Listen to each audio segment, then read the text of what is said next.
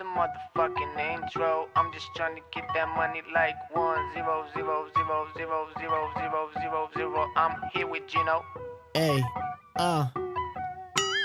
danger, coming with them bangers. Tell me where my paper. Still on the same mission, trying to live major. Don't hate me, hate the game. I'm a player.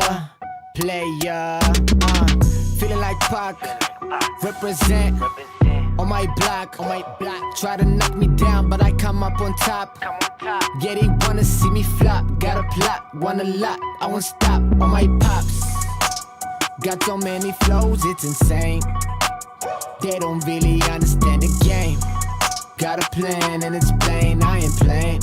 I'm just trying to gain. I wanna get that big bag, need that big racks. Blow up Tic Tac with a blue cheese at. I don't give a fuck about your feedback. Eat that, get back, sit back, watch me spit that kickback. Got so many flows, yeah, they think that I'm insane. Ghetto kids in a lot of pain, all about the bills, ain't shit changed. Danger, coming with them bangers. Tell me where my paper. Still on the same mission, trying to live major. Don't hate me, hate the game, I'm a player. If you a hater, I don't hate you. I'm just really happy that I ain't you. I just wanna thank you. You kept me motivated, so now I motivate you. There's a lot of cake, money on my mind like a banker.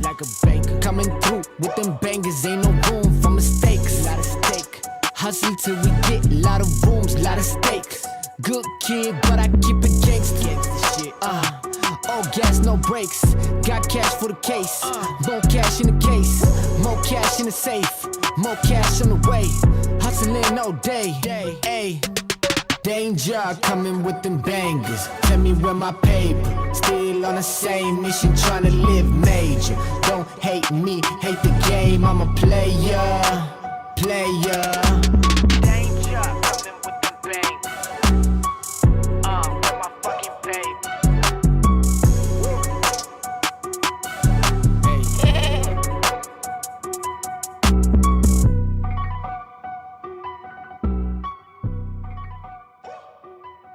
Up or down, we get paid either way. Long when it bounce, short when it break. Yeah. Up or down, we get paid either way. Long when it bounce, short when it break. Market go red, that's dinner on place. If you only win one way, you late. Yeah. Up or down, we get paid either way. Money in the bank when the candles shake.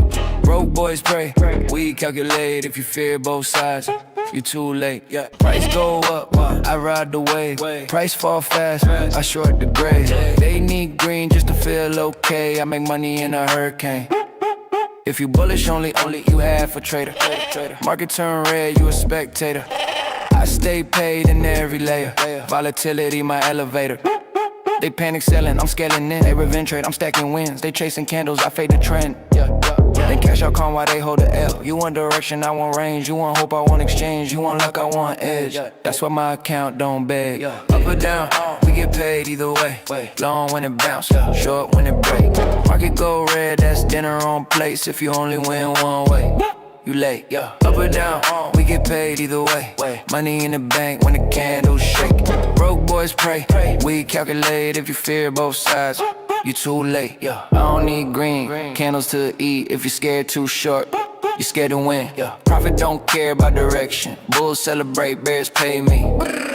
Volatility is my direct deposit. Your hope is my liquidity. I don't predict opposition. Fear is where the entries live. You pray for pumps, I prepare for dumps. I make money in corrections and celebrations. The trend is your religion. The range is my income. If the chart move, I get paid.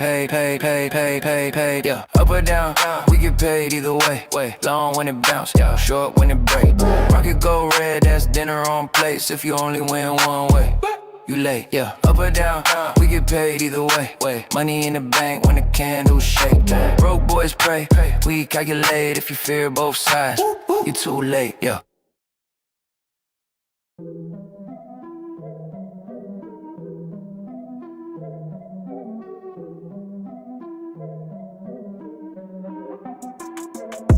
Here we go, at the top of the class on a roll. And it's time to run it up, yeah you know. Maxed out, put the pedal to the floor. Ayy, on the road, here we go. Yeah, we winning by a landslide. Never see me coming, I'm a landmine. Yeah, I ain't taking orders in command like. Yeah, you about to see me on demand like. You know on demand. If you ain't know, you about to understand. Yeah, I got the team by my side, right hand. Yeah, take it to a string, you ain't seen it like that. Yeah, and it's the dream, and we coming for the bag. Yeah, and we ain't never going back now. Future expedited, now we on the fast track now. They won't lend a hand, now they see us on the map now. It's time to act out. Here we go, at the top of the class on a roll. And it's time to run it up, yeah you know. Maxed out, put the pedal to the floor. Hey, on the roll, here we go, yeah. At the top of the class on a roll. Hey, and it's time to run it up, yeah you know. Yeah, maxed out, put the pedal to the floor. Yeah, on the roll, here we go, here we go.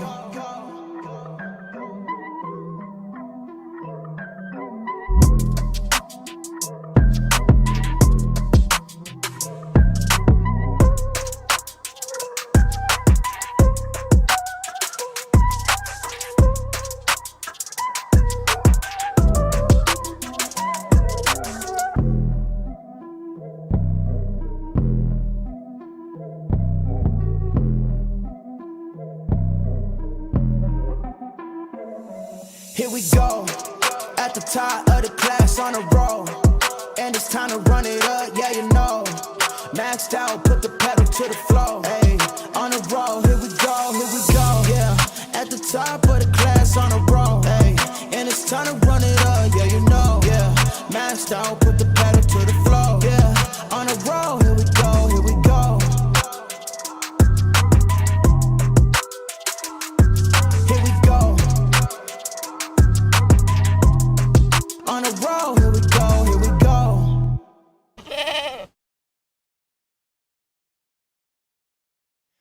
What is going on, everybody? Welcome back to the Frankie Candles live stream. Bitcoin, guys, if you watched the market update on Friday, we were looking for the move to the value area low, attempting with the key support at the POC, but the major area of interest at the value area low, guys. Surprise, surprise, we saw the fulfill of that volume profile into the value area low, and we are currently getting a pretty nice bounce off that level. We are long from the low here, also holding a portion of the shorts from higher. We're schlong right now, guys. We are hashtag schlong.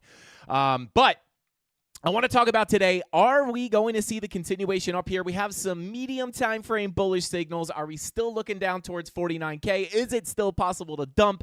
I'm going to go over everything with you guys. We'll take a look at the liquidity heat, the liquidity.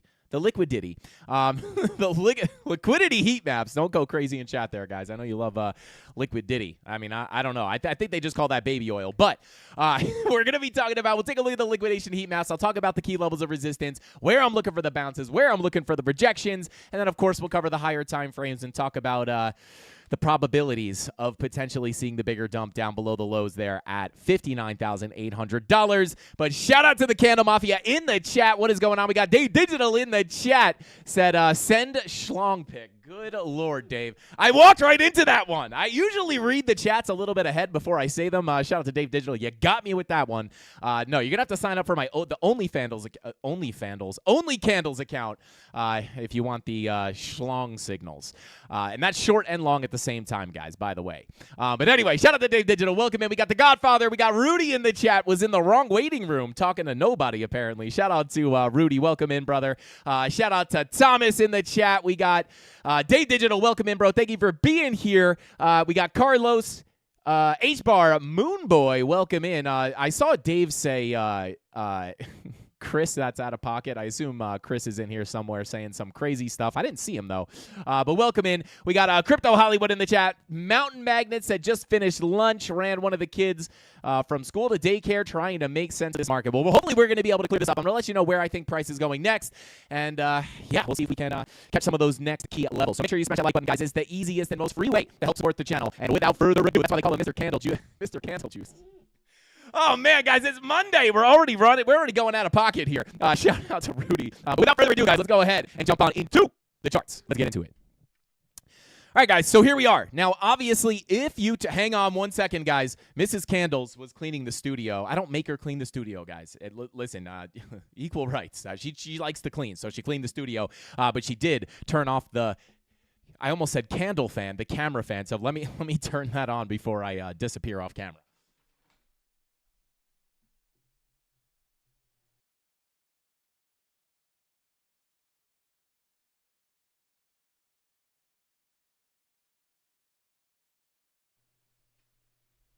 All right, we're good. We're back.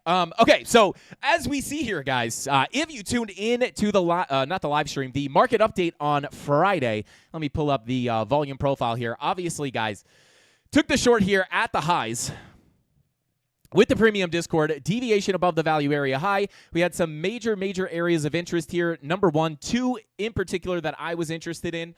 The two major levels, obviously going to be that value area high sitting here. Was going to be the value area high sitting here at $70,500. Once we got accepted back into that range, we were going to be looking for that continuation down to the value area low, which is the next major target. And obviously the fill of that volume profile is going to be very high probability.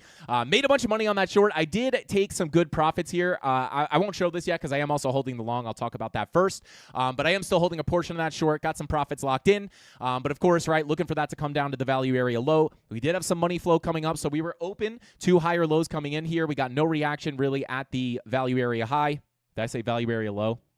No reaction at the value area high. And then the plan for that trade, of course, was going to be once we ended up getting accepted into that range, we were going to hold it down to the POC, which was the less interesting area of support. You guys know that major level, and it's pretty crazy to see this play out, right? And there's a very good reason for this. Of course, the value area high was the first major level for a potential back test, bullish back test for a higher low and a higher high. That failed. At that point, I always prefer to see that value area fill in full down to the value area low. Of course, the PLC is always going to be support. But as you know, let me see. Do I still have this open in the? Let me actually just pull this up because as we took this trade, right, I always try to kind of show the overall plan, right? And although you know the PLC is support, I'm always going to be interested in those value area levels. Number one, right? Will we have the short, right? Major first TP. Was that value area high. Once we get accepted in, overall, going to be expecting to fulfill that profile. Of course, you have a little bit of support here at the POC. I actually did take a scalp long there. It did get stopped out for a very small loss. The short, once we got the dump to the value area low, ended up paying me out covering the loss plus profit. And then where are you getting the bounce from, right? Like, it's not impossible to get these bounces, but it's not as high probability when you have the value area low sitting there. So doesn't mean you can't take the scalps. Sometimes I take them too. Sometimes they stop out. But of course, you know, obviously well hedged on that short from much higher. So we ended up getting that full fill of the range. If you learned anything from this YouTube channel, guys, study those volume profiles. Once you lose the POC, next likely place for price to go is that value area low, which of course was the bigger area of interest. I did take the long here on the tap of the value area low. I'm holding both trades at this point. As well as my shorts from higher as well. I have locked in more profits on the shorts. But the short, I got about $3,100, $3,000 locked in, $2,500 still unrealized here. So locking in those profits, stop loss at break even, guaranteed winning trade, and then up $2K on the long from the value area low. Have not locked in profits here just yet. But very nice bounce, right? Like, we give the key levels, right? Obviously, in the premium Discord, I let them know kind of what we're looking for down there to actually enter the trade. In this case, I was actually on the chart, so I let them know on yesterday, you know, hey, I'm going to take a shot here. Obviously, this is a zone. We'll kind of get to that in just a minute. But, you know, we tapped into that value area low with some low time frame confirmation. We take a shot at that long and was looking at it as a scalp, but now we're above that POC. So are we about to see the continuation through this profile into the value area high? And then, you know, I'll cover this, and then we'll talk about the higher time frames as well. You know, are we out of the woods here just yet? Or are we still, do we still have the open door to come down to that $59,800 low? I'll cover this briefly, guys. Obviously, the higher time frame context has not really changed for me personally, but I know some people here are not necessarily traders. This is a trading channel. You know, we make money on the pops up, the pops down, 2K on the long, 3K on the short locked in. So, you know, we'll make money whether we bing bong sideways forever or not. But I know some people are just here looking for those high time frame kind of the high time frame analysis. So I will go over that just very briefly in a minute. But I do want to kind of cover the local levels here. So obviously, within the volume profile, I am going to treat that long position as, oh, there we go. I didn't know if I totally deleted this short position tool here. But I am going to be treating this long as a volume profile trade at this point, right? We are above the POC. I got my stop loss at break even. And of course, I did take more profits on the shorts, but I am still holding a portion of obviously all of my shorts. One from here. I got the short from 91K, and then I have the short from $98,000. Pretty much all the significant lower highs that we've created, I am holding shorts from. So, if we get the bigger dump to the downside, and I'll talk to you guys about why I prefer that.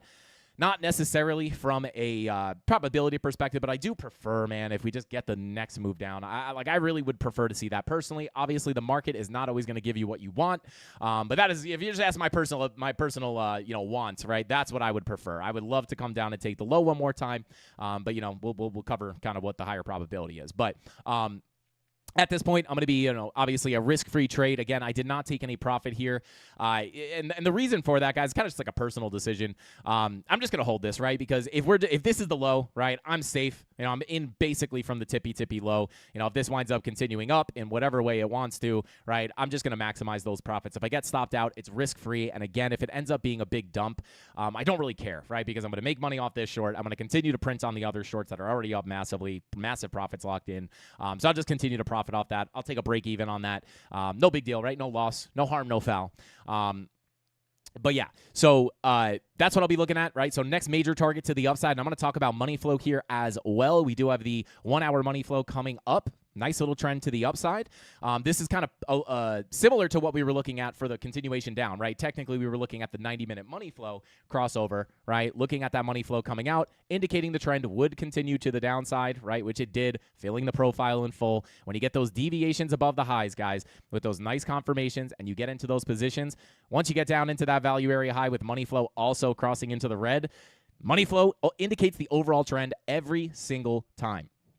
So anytime I see that, especially, you're using the volume profile theory there, saying, well, hey, if we get accepted into value here, we could see that full rotation. Absolutely beautiful. And money flow is 100% agreeing with you. Not only did we have the 90-minute money flow, we also had the daily red dot printing, adding the market cipher B 1/16th strategy bearish setup to that kind of overall thought process, right? So that obviously played out very, very nicely.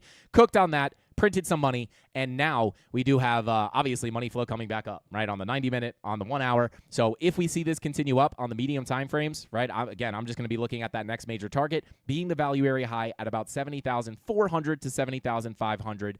We also do have some resistance sitting there as well, right? So if we pull our fib here, from the lower high to the lower low, you do have the golden pocket sitting up there. So just in general, right, the easy kind of general levels of resistance that I'll be looking at are going to be, next major target, value area high, obviously a key level of resistance. If we pull up our daily naked points of controls, we also have a daily MPOC up here, also the 786. So as always, right, the Fibonacci golden pocket 786, going to be a big level of resistance.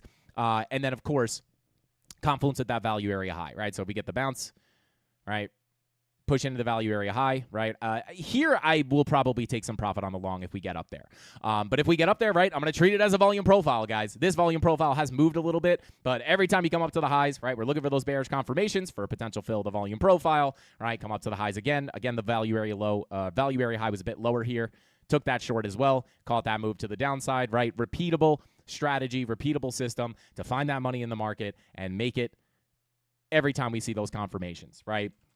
And then we also had some long setups below the lows. I personally did not take those because I just missed them. I wasn't on the chart for one of them, or actually two of these. I missed this one and this one, right? But it doesn't matter, right? Because I caught the short, and now I did catch the long. But just within the volume profiles, right? Like we're just looking at this. It's a range, right? We look at the range. Above the value area high, into the value area high is looked at as overvalued. That's where we're looking for shorts, right? Below the value area, it is looked at as cheap. We're looking for longs. Looked at as cheap. We're looking for longs. So just very, very similar thought process, right? Maybe we come in here, deviation above the high. I'm always interested in short positions, deviate above the high.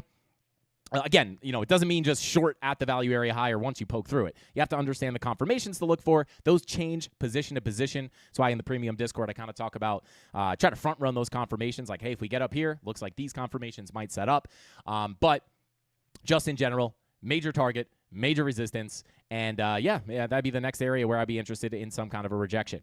And then, whether that plays out for a full volume profile rotation, to be honest, guys, I kind of hope that Again, I prefer a drop to the downside, but if we just get a rip to the upside, either way, right? I just want to get out of this range, and I'll talk about that. We do still have the massive low volume gap above us, which could start getting things very exciting if we get the break up first, right? We start cracking up here. And I'll talk about exactly what I'm looking at. It's almost the same thing that I was looking at up here. But if we do end up breaking into that low volume gap, remember, right, we could see a very fast move through that low volume gap into our next major target, which sits at about, $78,000 to $81,000. We do have some other local resistance we'll be watching in the Discord, but overall, right, pull up that visible range volume profile. There's your massive gap, right? You break above here, not much resistance into the next high volume node where you have the Fibonacci golden pocket and 2 daily MPOCs. Once we get above that, another massive low volume gap into your massive high volume node here. In my opinion, the highest volume node, right? I would consider this somewhat, I'd be interested in shorts here, but remember, right, we can make money on the shorts while still being bullish, right? I'll make money on that move for even if I'm looking for a continuation of the upside. But through these low volume gaps, if you're new here, doesn't offer a lot of support, right, or resistance, right? On the way down, break into the gap, fast move down, break up. It could be very similar on the move back to the upside. So if we do end up breaking out there, things could get very exciting. And again, I'll cover the exact kind of situation I'll be looking for up there. And then once you break above about $81,000, guys, at the end of the day, I'm looking up towards like $87,000 to $90,000, right? We have daily MPOCs up there. We have a weekly MPOC up there. We have a monthly MPOC up there. And if we just take kind of all of the ranges and all of the local levels off the chart, right, we just look at all like the high, and I'll even take the daily MPOCs off. All the high time frame resistance is sitting up here, right? So again, just like we talked about last week, we got some resistance here, but for the most part, high volume node, pretty low volume gap. Nothing, I wouldn't say nothing but air, but very little resistance. Other than that, they're just like huge gaps. Which, of course, helped us identify this fast move to the downside, assisting us in making a ton of money on those shorts. So that's what I'll be looking at, kind of medium time frame, just kind of inside the volume profile. Value area high sitting at 70,500. POC, which is your biggest level of kind of key support underneath you as of right now, right? If we're going to continue an aggressive uptrend, POC, right? That could be a nice little higher low for a higher high. Money flow coming up on the 1 hour. The reason I bring this up, guys, is because we are printing the green dot on the 16 hour. Green dot on the 16-hour, 1 hour money flow coming up. That is the 1/16th market cipher B bullish setup. Anytime I see a green dot printing on the 1 hour, green dot printing on the 16-hour with that 1 hour money flow coming up, if we could see this money flow continue to trend to the upside, this could indicate that locally here, this trend could continue up to that higher target. You're already looking at that value area high as your next major target. You have the money flow, headed in the right direction. It has not crossed over just yet. But on top of that, you have the 16-hour green dot, right? So I feel, most of the reason I feel comfortable holding as long is because my stop loss is at break even. But, I am going to continue to hold that for these reasons, right? So, again, next major target, 70,400 to 70,500. And then your POC sits at about 68K. And then down here at the value area low, obviously we're already bouncing off the value area low. But I will say this, we have not tapped the 786, right? So we talked about this last week. We were hoping, right, or at least I was hoping for the short position to get that continuation down to the value area low. We get it. Beautiful. But once we came down here, right, this is a zone of support. You have the value area low and the 786. We also had a weekly sitting in here as well. I think this was a naked weekly. Yeah, you had the weekly sitting down there as well. But when we look at this, right, this was the major level of support. And I will just bring this up for what it's worth. We have a daily MPOC sitting at 63,851. This is the biggest level of support, in my opinion, like on the chart right now. I mean, to be honest, it's the only level of support. So, if we came down here and wicked into the 786, like I was okay with that. Even if we wicked into the daily MPOC and we were able to reclaim, I was okay with that. But this still remains massive support. 786 to the daily MPOC, which really sits between 64,941 and 63,848. If we end up just seeing a lower high come in here, and we get another drop down, we must, just like on this drop down, we must hold this level. If we lose this level, guys, this is where I am looking for Bitcoin to make that new low, right? Below 59.8. It's the same situation as last week. We luckily held the top top of the support zone, which of course was that value area low. But if we do end up just like dumping out of nowhere, currently we are coming into some Fibonacci retracement resistance, right? We tapped into that golden pocket. Again, money flow does say that we could continue up. That's why I feel comfortable holding the long. But if for whatever reason we end up getting a big dump to the downside here, we must hold these levels, right? 786 structurally, if we're looking for higher lows and higher highs, right? And we're looking to continue the overall uptrend, we must hold this level. Once we lose the 786, I would say the higher low is invalidated. Now, that does not mean that if we break below it, it's just like instantly over. If we break below it on the 1 minute chart, it's I wouldn't say it's instantly over, right? You could maybe play around here.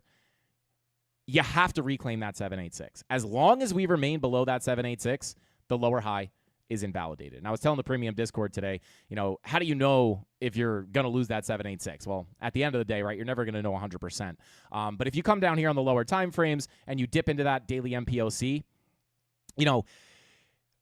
it's invalidated until you reclaim it, right? So there's kind of two ways you can handle that. I'm not going to give you like the actual signal I'll be looking for. But, if you want to catch knives, technically the line in the sand would be 63,851. But for me, right, I'd be looking at like a higher time frame, say the 4 hour. I'd like to see like 4 hour candle closures. If we wick down to that daily MPOC, if you can close that 4 hour candle above here, you can maybe look at that as a higher time frame kind of reclaim of the 786. But if we can't do that, guys, if we hang out down here and we cannot reclaim, right? In other cases, you could just retest the value area low. We start losing that 786, I'm not feeling that great, right? Because the only thing underneath you is that daily MPOC, and then underneath that, there is nothing. There is literally no other levels. There's no dailies, there's no weeklies, there's no MPOCs, there's nothing. I don't really like anything underneath this blue box. So, again, that's why I took the long at the blue box. But if we did come back down, technically you still have that 786 and daily MPOC backing you up. Once we lose that, I'm looking for the new low. So if you want the line in the sand, I would mark it off like this. 64,886 to 63,814. If we come down there and we lose this box, I'm looking for a new low on Bitcoin, right? Now, if that happens, the 2-day, right? We actually started to print this 2-day red dot, I believe yesterday. It is now unprinted, but this VWAP is coming down, guys. So if we do end up seeing the big dump come in, right, and everybody wants to know, right, is price going to go up first or down first? To me, it does not matter, right? Because I have my trap set in the market. I have the key levels I'm looking to trade, and then I look for those confirmations, right? Whether it's like once we came up here, right, people want to know, are we going to shoot through the gap? Are we going to shoot through the gap, right? Well, there's no way to know 100%, especially up here. You have the 10-hour money flow crossing into the green. It looked pretty good here, and still this is technically still valid for a higher low and a higher high. But up here, right, we could have easily held support and broke through that gap. That is never going to stop me from taking a trade that I am waiting for, right? We had the daily MPOCs up here, key level of resistance we waited for months. Those daily MPOCs were from up here. So every time we approach near those MPOCs, we're like, hey, that's the next big level we're interested in. We talked about it for months, right? I see those confirmations. I take the trade with good risk management. And then people say, what if it doesn't play out? Well, then I just get stopped out of that trade, right? I just lose the trade. It's fine because I'll take a small loss. It's not a big deal. So, it's going to be the same thing. If we get up here, right, I will be looking for the shorts, right? If it doesn't play out, I will get stopped out. The long will continue to play, and then we can look for that fill the gap. And again, I'll cover specifically kind of what I'm looking for there, which is the same thing I was looking for here. So key levels to mark out on your chart. Get these on your chart right now. I would say line in the sand, 64,931 to about 63,8 or 63,851. Lose this, I'm looking for a new low. Doesn't mean we can't come down and test it and hold it, right? That's okay. If we lose it, I'm looking down. New low below 59.8. Very simple. If we come up, I'm looking at the value area high. This is where we look for shorts. If we get a short confirmation, I will take it, right, for another ride down, just like we took it up here. So very simple. Volume profile. It's been I hope it doesn't last much longer, right? Whether we get the rip up or the rip down, do something, Bitcoin. This is super boring. I'm sick of this price action, although we could still make a ton of money. Money's great, but you can still make money and be super bored. Marking them. Shout out to Gen Z. Let's go, baby. Let's go. Lick the like button. Shout out to 84. Lick it, touch it with your butt, creepily fondle it. We don't look at what you guys do. We don't keep track. We're not going to report you guys, but just touch that like button in some way, shape, or form. And if you touch it, make sure you touch it an odd amount of times. Let's see. Shout out to Vision Pulse. Said, Frankie, I told you not to short. Up here? Not to short up here? Shout out to Vision Pulse. I don't know exactly what you mean. Also, it doesn't really matter what people say. Pretty much everybody tells me not to take the trades that I take. I'm still going to take them because they're all based off my own plan, my own strategy, right? Like, this seems crazy, right? Most people are going to say, I don't know if this is what Vision Pulse is talking about, but, most people are not going to want to take a short up here, right? And even when we had the setup in the Discord, I tried to tell them, like, listen, guys, like, I can only look for shorts up here. Like, I know this goes against, like, the nature of most people. I don't want to short. It's pumping. This is bullish, right? And this was a pretty big push up considering we were going sideways for a very long time. What does that mean, right? That means people are very excited. People are very emotional. People get FOMO. They feel like they missed the long. The only thing at any point in time, the only thing I can look for up here is a short. We're at resistance. I mean, I wouldn't look for a short if I didn't have confirmation, right? But we got the confirmation. It's very simple. You set your key levels. If price approaches the key level, you get a confirmation. I take the trade, right? Comes to your level.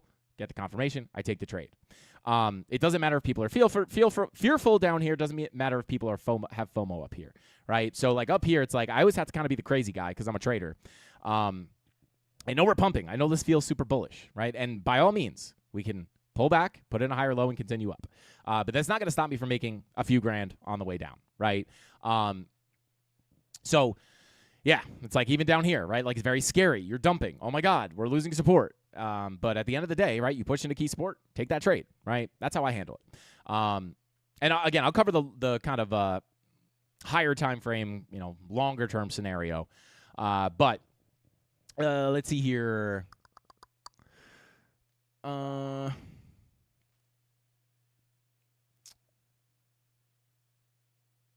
was click. Did I just read that as lick?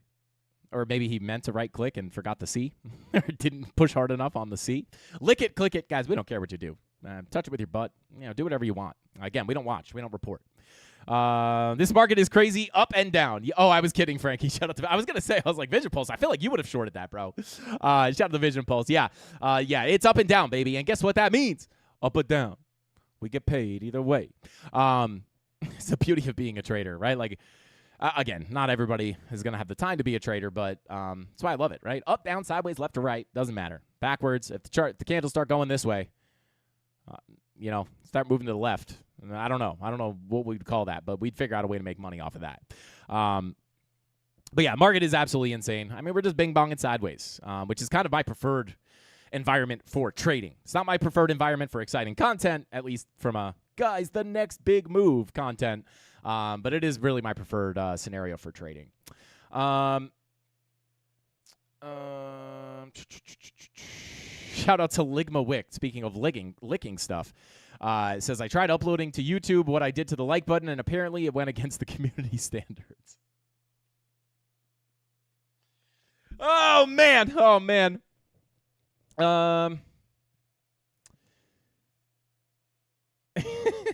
We trade up and to the left. Let's go. Shout out to Dave Digital. I missed the C. Lick the click. Rub it around. Whatever floats your boat. Yeah, we don't care. But anyway. So, yeah, we're just trading the range, guys. Making some money. But if we come up here, guys, let's say we do not get the, area of interest number one. One thing I do want to do is pull up the liquidation heat map here, guys. At the highs, at about $74,000, we do have a little bit of a hot spot of liquidity, right? So we got some stop losses up there, apparently. And if we get up here, right, let's say we don't get the confirmation. If I get the confirmations, I'll take the trade. If I don't get the confirmations, I won't take the trade. But either way, if we hold this and we get the bigger push up, right, the next area I'm interested in, if we break above the resistance I just showed you, is the only thing I can look at is to take out this high, right? If we go to take out that high, this is kind of a very similar situation to taking out this high, right? And taking all the volume profiles off the chart and all that stuff, right? This is essentially just a gigantic range, right? We have the range high, the range low. Talked about this before we came up here, right? I'm interested in a fake out of the range high for the bigger trades, right? Fake out of the range low for bigger trades. This still remains the same, right? The only difference is we faked out the high, we took the short. It's going to be the same thing here, except the new high sits up here, right? So if we get up here, we do have some liquidity. I will be looking for fake outs, right? So like the big areas to look at, in my opinion, are going to be the previous high, sitting at $74,000, right? 74.2. And then, of course, before that, you have the value area high, along with the daily NPOC, right? So you got the support levels marked off on your chart. The next levels I would look at, value area high, sitting between about 70,400 up into the 786 at about 71.88. If we break above that, right, let's say we don't get the confirmations, there will be no short to be had. We'll wait for a bigger move up. This is the next thing to look at, right? The interesting thing here is we have the liquidity. If we get the fake out, again, just like up here, I'll take the trade. But again, just like back here, we have to be a bit careful, right? Because as we push up here, we are reapproaching that low volume gap. Where is it at? I have it marked out here. Did I delete it? Don't tell me I deleted it. There it is, right? We have this low volume gap again. So if we don't fake out the highs, if we don't get the confirmation, we don't get the SFP, we are, I don't want to say at risk, right? But we have a possibility of pushing into that low volume gap and getting a very big move into, I would say, around 80K, right? 78 to 80K. So opportunities for me for the rejection, biggest levels, me sitting right here. And then the only other thing I can look at is right here. I will take the short if I get the confirmation, but if we squeeze up, I wouldn't be super surprised, right? And again, when we look at the money flow here on the higher time frames, right, we looked at the 10-hour last time. We got the fake out into the green. We came back into the red, but overall, this is still trending to the upside, right? So I have to keep it open. If we come up here, we could still potentially look for the continuation of the trend, right? So key levels to mark out, I'd say 70,000 up here. Let me get this actually to the high. 70,000, about $74,067, right? So 74K at the previous high. Got some liquidity up there. It's always an area of interest for me, right? When I see an area of interest, I say that's a potential, I don't know, opportunity. I was trying to think of a better way to say it, right? Like put potential money up here, right? We fake this out. I could potentially make money on the way down. We come up here, get confirmations, potential money on the way down. Just like down here, come into the zone, right? That's an area of interest, potential to make money. Currently, making some money, right? So those are the big areas of interest for me to the upside. To the downside, the only thing I can point out is the MPO 786 daily MPOC. Other than that, I'm letting this thing bing bong around in the range. And then from a context perspective, if we break out here, let's say we get the bigger move up, right? We start to pump around. Money flow continues into the green. Just like back here, we had an opportunity for a higher low and a higher high. Just like this is an opportunity for a higher low and a higher high. That is still in play here. We have the liquidity sitting above. Could assist the short squeeze to the upside. And you have the massive low volume gap, right? So I know it's difficult, right? It's like this. I kind of dealt with this up here. It's kind of difficult. It's like, well, we have the gap. And this is why in the premium Discord, I kind of tell people, like, yes, like there is a possibility we could squeeze through the gap. I have confirmations for the short. It's binary for me. Key level, confirmations, take the short. If it squeezes through the gap, it is what it is, right? I just can't look for shorts at a high like that. Longs at a high like that. I have to look for shorts. More often than not, you'll see those play out. It's just the way the market moves. So there you go. Those would be the main levels. I'll take the gap off the chart to make it nice and simple. And then, of course, if we get the big squeeze through the gap, $78,000 to $81,000 is the next big target. Does that make sense? I feel like everyone's sitting there like, I feel like I talk really fast. No one's ever told me that, though. Surprised no one says I talk fast.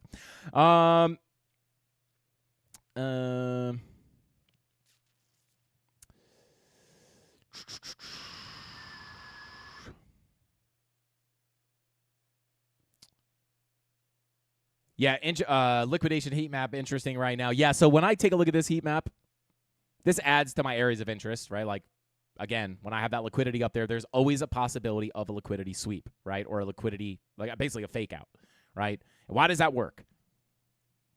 If there's a bunch of shorts up here, stop them out, right? And I won't explain, in detail. I've explained it so many times, right? I don't want to bore you guys with the same stuff, but stop loss is all sitting up here. Once you get stopped out of a short or liquidated out of a short position, it creates buy pressure. That's why you get those big wicks, right? That's why you see like a short squeeze. That is what a short squeeze is. The short's getting wrecked, creating those buy pressure. That's why you see those big pumps on short squeezes, right?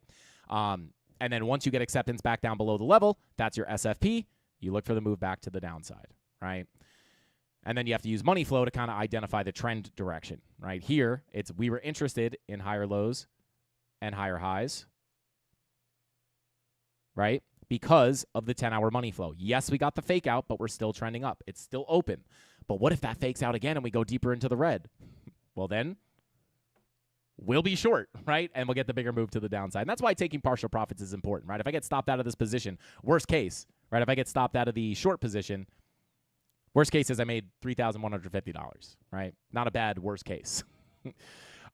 So there you go. Those are the big key levels. Mark these off on your chart. Set your alerts. I keep setting my alerts. They keep getting deleted somehow. I don't know if that's a trading view thing, but I'll just reset them right now. Bada boom. And then again, the next area of interest for me personally for bounces is going to be down here back at the value area low and the deviation. Lose this, I'm looking for the bigger drop down. And this brings me to the higher time frames, right? Low time frames, we've been slapping this range up and down, making a bunch of money. If we get the bigger drop down, guys, lose this level. I'm looking for a break of the lows. Why? I prefer this, right? Why do I prefer it? A few different reasons, right? Number one,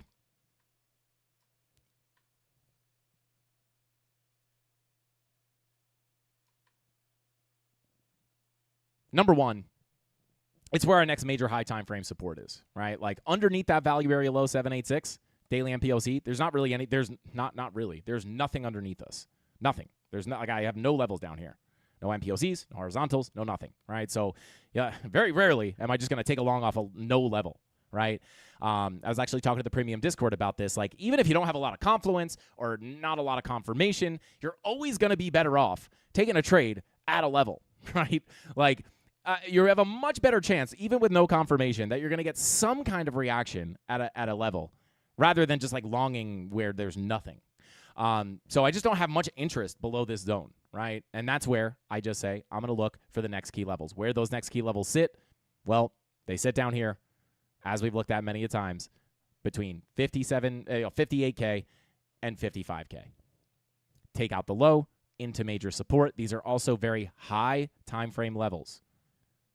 And this kind of brings us, obviously, into the much higher time frames where if we do end up getting the low to come in, now we can start to print some bigger, higher time frame bullish divergences, such as the 2-day.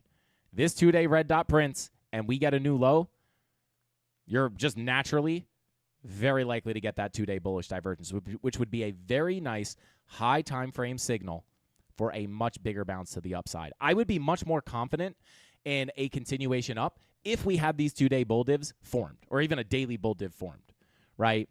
But we don't. That's why up here it's just kind of trade the range until it breaks. If it breaks up, great, we're in the long. If it breaks down, which I prefer because I want to see these bullish divergences form, and as well as being heavily hedged short, right? I'm holding 3 short positions and 1 long position, right? So naturally, I'm going to prefer the drop to the downside. But another reason for that is because I'd like to see those high time frame bull divs form.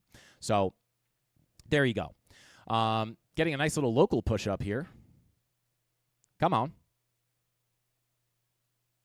Come on, baby. Ooh, a nice little pop. The heck is going on here?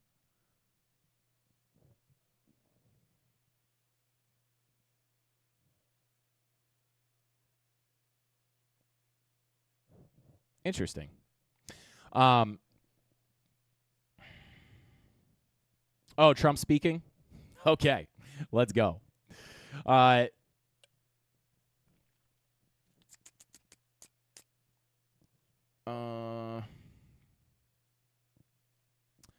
Say shout to Vegas Claw. Slapping this range up and down. Quote, Frankie Candles. I don't want to, it's free money, right? It's, and again, right, like you're not going to get every volume profile trade to play out, but you do have to understand, right? This is where risk management comes in. Like, for example, right here, longs into the low. You even had confirmation here. Bull divs into the value area low. Lower lows, higher lows, money flow coming up. That's a long all day long for me. But we didn't go through the whole profile. Well, POC is going to be your TP1, right? Or should be, in my opinion. It more often than not is. Long the low, POC for a 3.4% move to the upside. Nice tight stop loss. If you stop out of this, you're going to lose a little bit of money. Not a lot of bit of money. Not getting liquidated. You're going to lose a little bit of money, right? Much less than you're potentially going to gain, even if you hit take profit 1. You get above the POC, you can then target the value area high. The full fill of the volume profile is typically very high probability, but not 100%. Nothing's 100%. But the reason I love the volume profiles is because even when you don't get the full play of the trade, right, the trade doesn't play out in full, you still have a very high probability target of the POC. The POC is a magnet. It is the highest area. It's the area where the highest volume was transacted, right? So it acts as a magnet for price. Very high probability TP1. So usually, right, like more often than not, we'll at least hit TP1, stop out and profit, right? And then again, deviate below the low, and then you get the full fill of the profile. It looks like you got a big front run of the value area high, but back here, the value area high was much lower. It's now developed after we got this push to the upside, drag that value area high up a little bit more, right? It's a very simple process. Cheap, expensive. Cheap, cheap, expensive. Cheap, expensive. Cheap, cheap, expensive. So anytime you're going to be long and below the value area low, you have a much better chance of being on the right side of the trade. And that's why, when everybody's super bullish, everyone has FOMO. That's why, I'm comfortable not chasing those trades, right? Because I've seen it play out so many times. Very simple, right? And you could use the Frankie Candles Essentials. Shout out to LuxAlgo. If you're new here, if you want to learn how to use these volume profiles or how I typically use them and where I... Oh, no. How I typically use them. Let me re-pull this. This is essentially just a free... It's totally free. No strings attached, no email, no phone number, no nothing. Just made for the community to help you guys understand how I do my TA.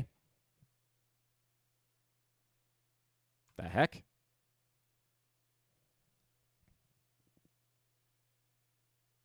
There we go. I don't know what the heck the other thing was. But this is going to help you understand the analysis, right? I like to change this. This is beautiful because you could use an external oscillator for the divergences. I like to use Market Cipher B, so I could choose external.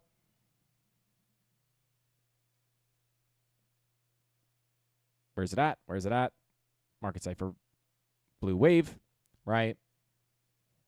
Not to be traded as a signal, but it gives you an idea of kind of what I look for as far as the confirmations, right? You can see here, again, why you don't want to trade these as signals. You get the sauce can. This is letting you know you're getting a divergence into the key level where I like to look for shorts. Typically, where you would look for shorts, back down to the POZ, back down to the low. You didn't get the confirmation here. Reason being, you didn't deviate below the low. This is coded to give you confirmation outside of the value area. Bullish divergences, back in, back to the POC, back to the high. You didn't get the signal down here because you don't have the divergences below the low. Then we get up here. You get the divergences above the high, literally at the tick top, back down, get back inside the value area, back to the POC, back to the low, right? And maybe in the most poetic fashion, guys, maybe we will see the tap of the value area high on stream.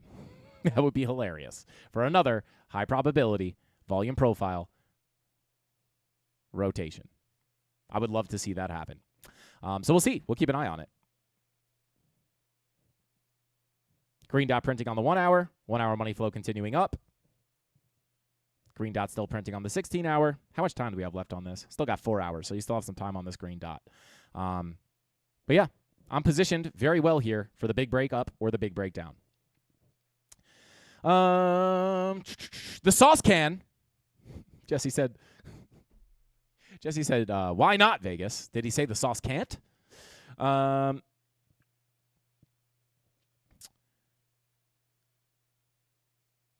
Shout out to Highly Trained. Said, Frankie's my best friend, and he doesn't even know me. I appreciate you, brother. Shout out to Highly Trained. I appreciate you, bro. I do know you. I know you digitally. And hopefully one day I'll get to meet some of you guys in person. Love meeting the CandleMafia in person. Has happened before. Shout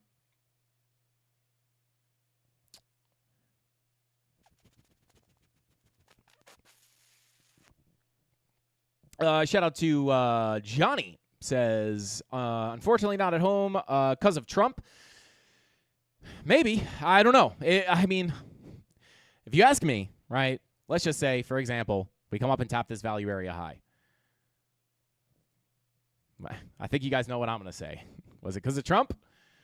Sure. I mean, I guess. I'm not, it'd be stupid for me to say the news doesn't affect the market, right? But long from down here, right? Simple volume profile rotation, right? Was this drop down because of the uncertainty geopolitically? Sure. Are we short from the high? Based off the technicals and that news just fills it in? Also, yes. So if you ask me, I'm always going to give a technical explanation. Like, why are we pumping? Because of the news? Sure. I mean, definitely valid. But why am I long? Simple volume profile rotation. And again, if you want to be early, usually, if you long the news, right, you're long in here, not down here, which is why I prefer to look at the charts. I let the charts tell me where the price is going to go, not the news. Shout out to Saba says, man, I was hoping for this. Retracing to an important level on stream. That would be fire. Can we take a look at ETH? Yeah, we'll take a look at ETH. I'll take a look at Solana, XRP. We'll take a look at some other altcoins as well. We need a Trump indicator when he opens his mouth and the screen flashes orange. It's on brand for Bitcoin, right? Shout out to Neon Visual. That would be sick. That'd be sick. I got some Aztecian cactus moss water here, guys. I don't know what the... Gorgie. I don't know what this is. Mrs. Candles makes me drink this instead of Red Bull, which is probably why it doesn't really give me much energy. Yeah, you mean the mini bounds. Yeah. Yeah, it's until we see the short squeeze into the low volume gap, it's I mean, what is this from the low? Yeah, I mean, a 6% bounce. I mean, it's exciting relative, but I mean, even relatively, it's like just a rotation through the range.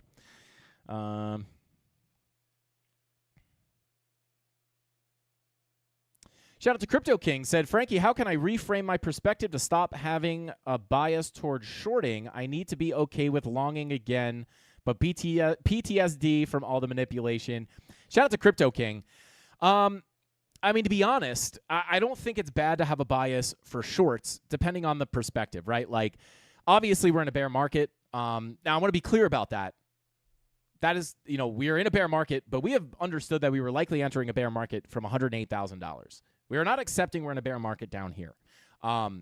We were looking at the high probability of entering a bear market up towards $108,000. My overall thought process here is 2026, hashtag 2026 bottom watch, right? We've talked about this many a times. I'm not saying we cannot go lower. Of course, we just covered the case of going down to put in a new low. But at this point, right, when we look at the weekly money flow, when we look at many things, we did this last week on the live stream, right? When we look at the weekly money flow, whether you want to look at the RSI, that was another thing that we looked at, which I think a lot of people can relate to because not everyone looks at the market cipher B. A lot of people look at the RSI. Whether you're looking at it from an RSI perspective, a money flow perspective, a market cipher perspective, anytime, number one, we've seen the weekly money flow hit red, right? And see a big capitulation down. It has been much better off. It is not indicated that we are starting a bear market, right? It is every single time indicated that we have been in a bear market and it is time to start looking for a bottom.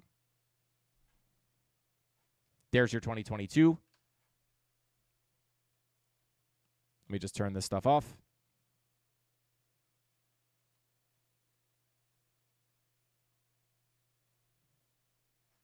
Here's your 2022 money flow crossover, right? You have to find those early signs as money flow is coming out. This is indicating the bear market is incoming. After you get the crossover and the big capitulation down, like this, right? Even if you want to look at it from like up here, right? But let's just say here. You're, early in the red wave, but it is not time to start the bear market, right? It is, you're much better off. Sure, we go lower, right? Massive fear. Narratives come in, massive fear, but you're essentially looking for a bottom to form. Pull this up on any cycle. We already have it marked off, right?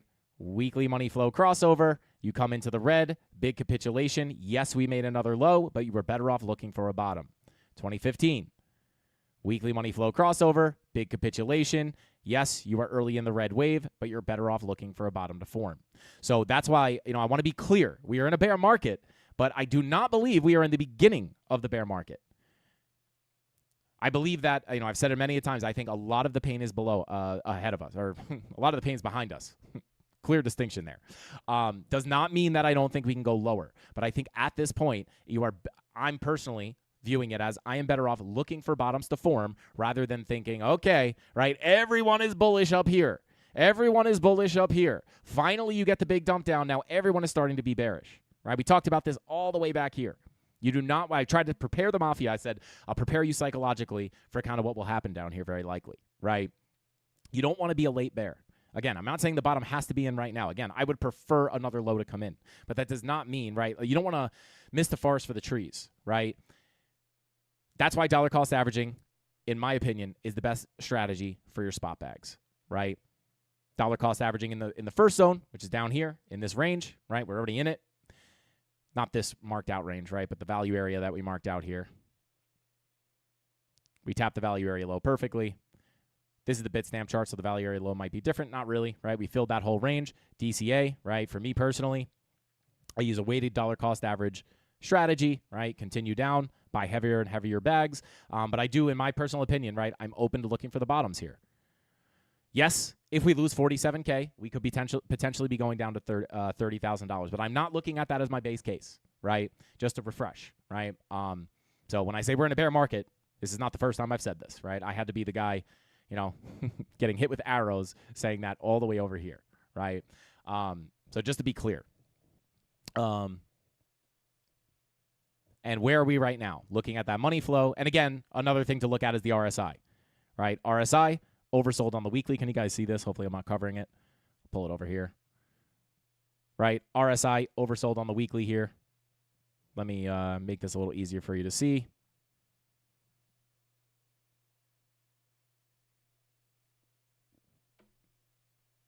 Very similar to Market Cipher B's money flow, right, or momentum waves, right? RSI is oversold. Was the bottom in? No, we made another low. But were you better off looking for the bottom to form rather than expecting this to be the start of a big bear market looking towards 8K? Absolutely. Where are we right now? Oversold weekly, right? I'll pull up the Bitstamp chart. Oversold weekly. Oversold weekly. Oversold weekly. Oversold weekly. And then obviously that was a different time. That was, we don't have any information on the chart, right? But every single time we're oversold in the weekly, it doesn't mean the bottom is definitely in, right? Here it did. But in 2018, the bottom was not in. Yeah, it's I don't know if it was like that before or after we made that low, but we'll just say the bottom wasn't in. You made one last low. Again, it was not the start of the bear market. It was the end of the bear market. Oversold weekly. Was the bottom in? No. It took a long time, and we did see another low come in, but the bottom was very, very close. So again, from a general perspective, it's not typically where you look for the bear market to begin, right? Same exact situation from an RSI perspective, and of course, my preference there is the weekly money flow, right? All lining up perfectly. The only thing we're missing here for me to feel real good would be if we could just get the bullish divergences. I would love that. If I can get that, I'd feel much better about saying, hey, maybe we could be looking at the bottom being in, right? So we'll see. What is the long target? Next major target for the long will be about 70,500.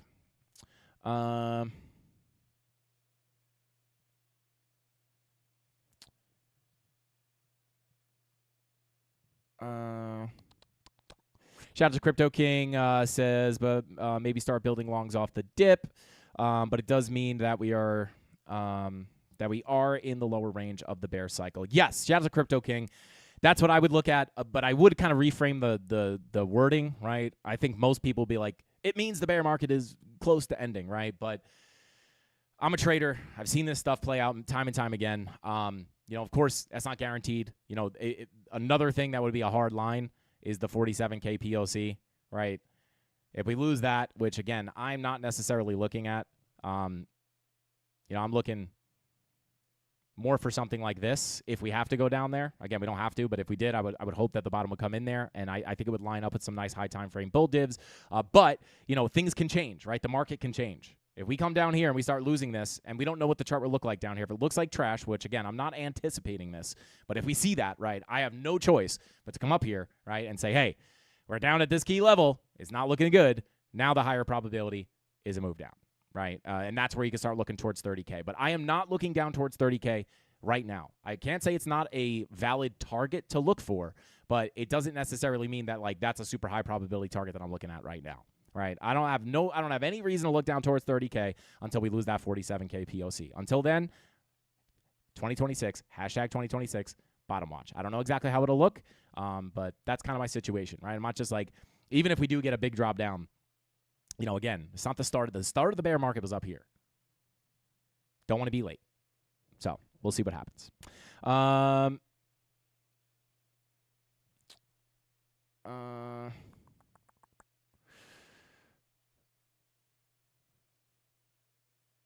Shout out to David, says, Frankie, which time frame / candle do you bring the fixed range volume profile from? Mine never seems to line up with yours, even though I'm on the same BTC Bybit chart, the Bybit USD chart. Watch the beginner series. There's a volume profile video in there that'll show you exactly how I pull this stuff, where I pull the ranges from, why I pull them from there, why they're so high probability, why they play out more often than they don't. But there's many different reasons. You could be on the Bybit USDT chart. You could be on I know you said you're not on a different exchange, but if you're on a different exchange, it'll change the levels. And then, of course, to a degree, depending on exactly which candle you pull it from, you will get slightly different levels. But I just mark out the ranges, right, essentially. Right, so here, if I were just to rough this out, right, here's your range, right? I would not pull it like that.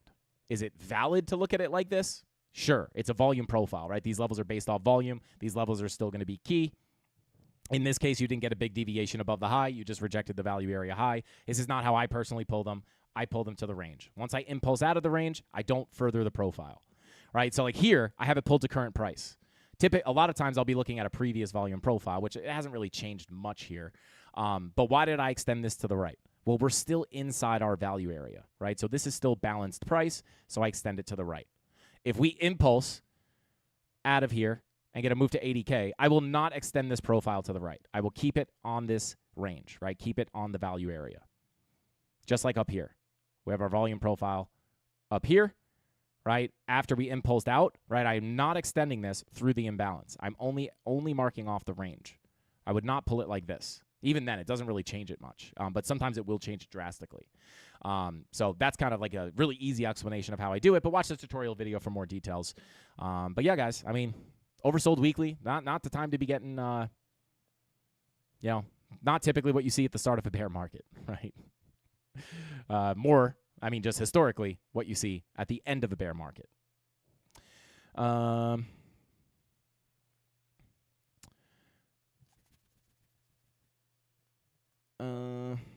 Nice one. Thanks a lot. No problemo, brother. Keep it in the range needs to be in the AI song. Oh, man. We'll have to make a new one.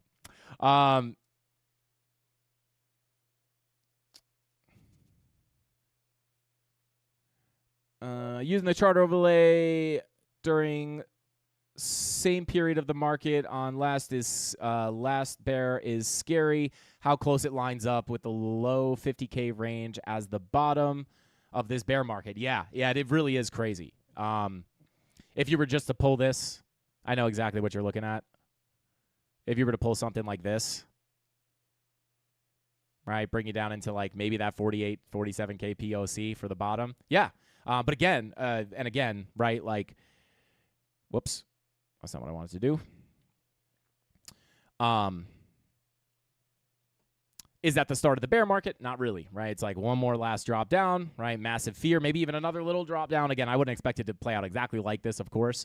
But again, right, like, is it the start of the bear market where most of the pain comes in, or is it more of just like kind of the last fallout, really shake everybody out of their bags before a massive move up? Either way, again, I would say more things are lining up to be on a 2026 bottom watch. We'll see what happens. Maybe it'll be 2026 bottom watch fake out, and we'll go down to 30K. Who knows?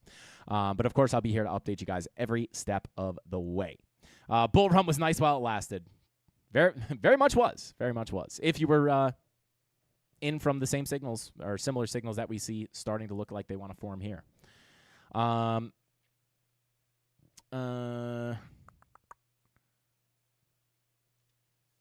Okay, so let's take a look at Ethereum real quick.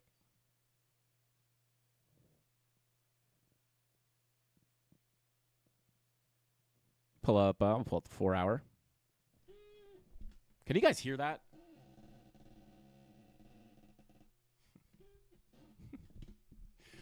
I got to grease up this this mic stand. But anyway, taking a look here. Very similar to Bitcoin. We have the zone of support here on Ethereum between the golden pocket 786. Just to kind of show you. Right? It's all the same. It's basically the same thing, right? It's like structurally very similar.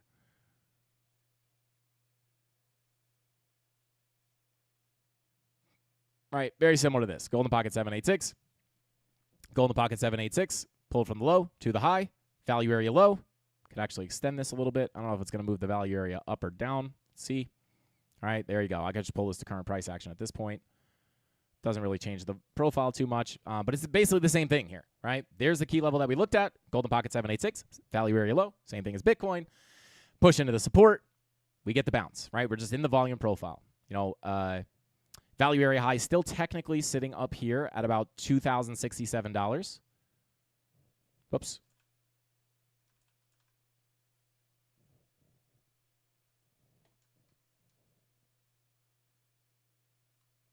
Rejecting off the local 786 Fibonacci retracement. So you're hitting some local resistance, but I would still say if we get the full fill of the range, right, your biggest level of resistance would be sitting up here between 2,069 to 2110. Full value area rotation. Does it have to hit the value area high? Not necessarily. It's just the higher probability scenario. So when I look at those key levels, I say, where's that next major target? I mean, you could even separate these. Golden pocket value area high sitting at 2,069 to 2,078. But, of course, that 786 is going to come into play as well. And that is pulled from the lower high here at about 2162. So, yeah, just like Bitcoin's in its range, Ethereum's in its range. Right? We're going from deviation above the high, back into the range, POC, value area low. Value area low, get above the POC. Next major logical target would be the value area high. So if we continue up, I'd be looking right here between 2112 and $2,069. Now, where's that key level of support? Line in the sand to potentially take out the low here at 1740. Will it be the same thing as Bitcoin? I'm going to double check here to see if we have that same kind of MPOC down there, which we do.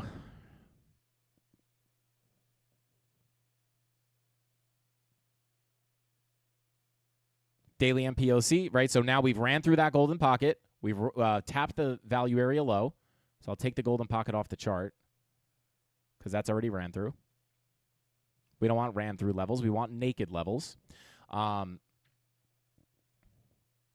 yeah, I mean, value area low is always going to be support, right? But I would say your next zone of support, if we get another pullback, just like on Bitcoin, right? You'll see this price action is very, very similar to Bitcoin's price action. What time frame is this? I'll get it. Yeah, on the daily, right? So this price action is very similar to Bitcoin's, right? No shocker there. Value area low is support, 786 underneath. That's your line in the sand structurally to hold the higher low. It's the same thing on Ethereum, right? And you also have the daily MPOC just underneath as well, right? So the line in the sand for me would be sitting right here between 1886 and 1864. Once we lose this, can't get back above it, I'm looking for a new low, right? Can't put in the higher low here. I'm looking to at least take out this low. If not, right, more than likely looking to take out the low here at about 1742. So that's your line in the sand. Get that marked off on Ethereum, and until then, you can look at this entire zone between the value area low and the daily MPOC, these blue numbers here, as your key level of support. Can't hold that. I'm looking for a bigger drop down. And just like on Bitcoin, right, the volume gap is a little bit different on Ethereum because we have this local range above us. But if we zoom out, right, here's your low volume gap on Ethereum, leading you up to the value area low of the previous range, and it pretty much starts at your previous high. Mark this off as a gap.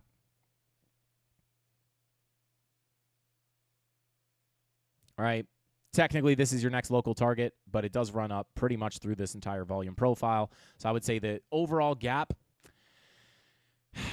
you got this high volume node sitting at, 2303, which would be very similar, right, to about $78,000, $79,000 on Bitcoin. You got a little bit of spike in volume there. Break the high, a little bit of a spike here. Break the high, you got a little bit of a spike here at 2300. So I'll just mark this off as a high volume node.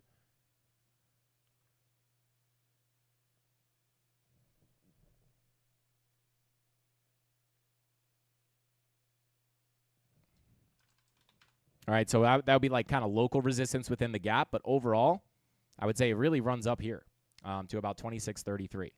So if we get the break, we crack the highs and the uptrend continues, right? Continuing your uptrend.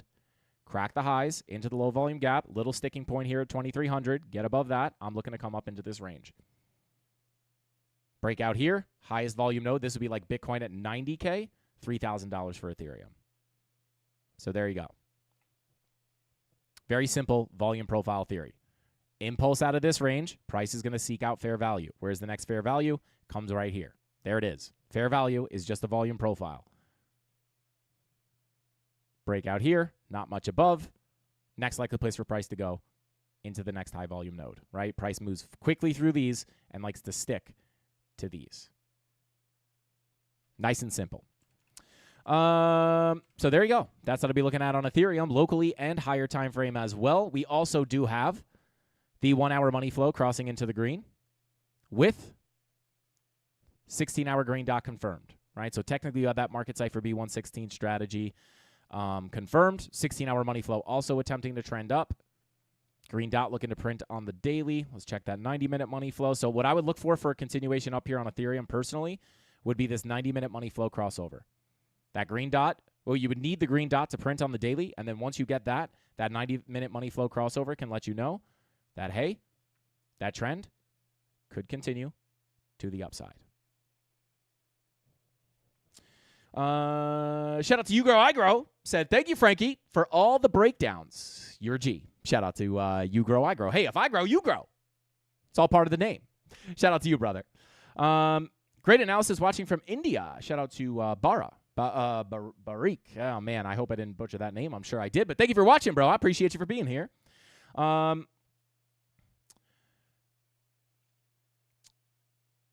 Yeah, it's BTC only for me from here on out, at least on the HODL bag. Yeah, shout out to Golden Child.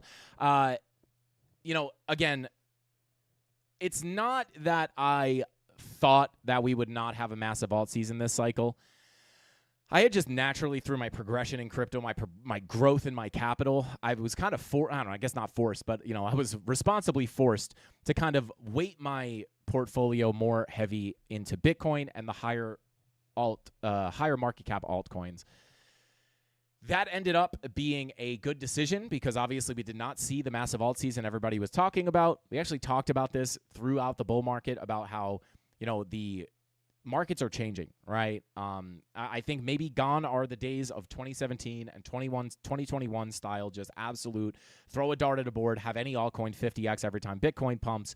That is part of the benefit of getting into an asset class early, like in 2016 or even 2021. We now have millions of altcoins. The liquidity is spread thin. So you do have to be a little bit more picky with your altcoins. Again, that wasn't my initial thought process. We didn't understand that, or I wasn't really thinking about that until we were in the bull market and we saw all the meme coins explode. Things like Pump Fund came out like that. But it ended up being, it is, of course, you're always going to be able to gamble on altcoins and potentially make huge gains, but it comes with a much higher risk, right? And it wound up being a really good decision for me, even though it wasn't necessarily a conscious, it was a conscious decision, but not based off that information. But it wound up being a good decision, right? And I do think a lot of people after this bull run are going, you know what? I don't even actually think that's true. I would say I think after this bull market, that feeling the pain on the altcoins is going to cause people to kind of maybe weight their portfolio a little heavier into Bitcoin and higher market cap altcoins. I'll be honest, though. I don't think that's going to happen. I think people are just going to gamble into altcoins again, and they'll probably get wrecked again in the next cycle, unfortunately. Hopefully they don't. Hopefully we see another 2017-style bull market and everybody makes money. That's what I hope for.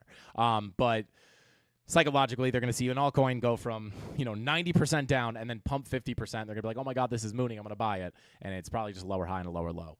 Altcoins will do well, I believe, right? Certain altcoins, I just think you have to be more picky about which ones you pick. But most people are just going to hunt those, degen, 1000Xs, which, you can hit once in a while. But for me personally, I held some lower market cap altcoins. But it was just such a lower percentage of my portfolio, right? Like, it's diversification, right? Now, when my friends and family say, what altcoin should I buy? I'm like, dude, if you want to gamble, just take your pick. Pick one, hope it pumps. But I always try to tell people, like, buy the higher market cap altcoins and hold them, right? Like grow them over time, right? Buy them, try to sell the tops of the bull markets. But a lot of people, I even say, just I don't even recommend altcoins. I just say buy Bitcoin on massive dips, dollar cost average in, and then just hold it for 10 years. You're going to make more money than chasing the altcoins. That's how you're going to get wrecked, right? And then you're going to never invest in crypto, and you're going to watch Bitcoin go up and to the right over time, and you're going to look back and be like, man, I should have bought Bitcoin, right? And I think it's what a lot of people have felt in this past bull market. They look back and they say, man, I should have bought, I should have just been heavier in Bitcoin. But the trick is, a lot of people will understand that mistake, but they won't fix it, right? They'll just be like, I'll do that, and then they don't do it, right? They're just like, oh, no, we're pumping again. Maybe altcoins will pump, and they're just going to, go degen out, which is, of course, totally fine. Let's see.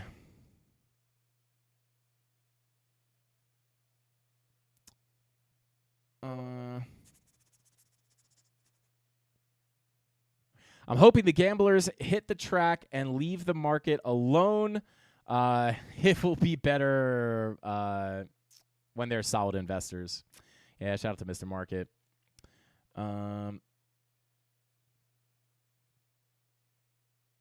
More BTC fake outs making you think it's joining the oil run. I don't know. Maybe. But yeah, we took a look at Ethereum. Let me stay on track here. Let's take a quick look at Solana. Again, like, same thing on Solana, right? Like, almost zero difference. Push into the value area low. There's your support. Back into the POC. Hold the POC. Next major target would be 88.49. That's where your value area high sits on Solana, right?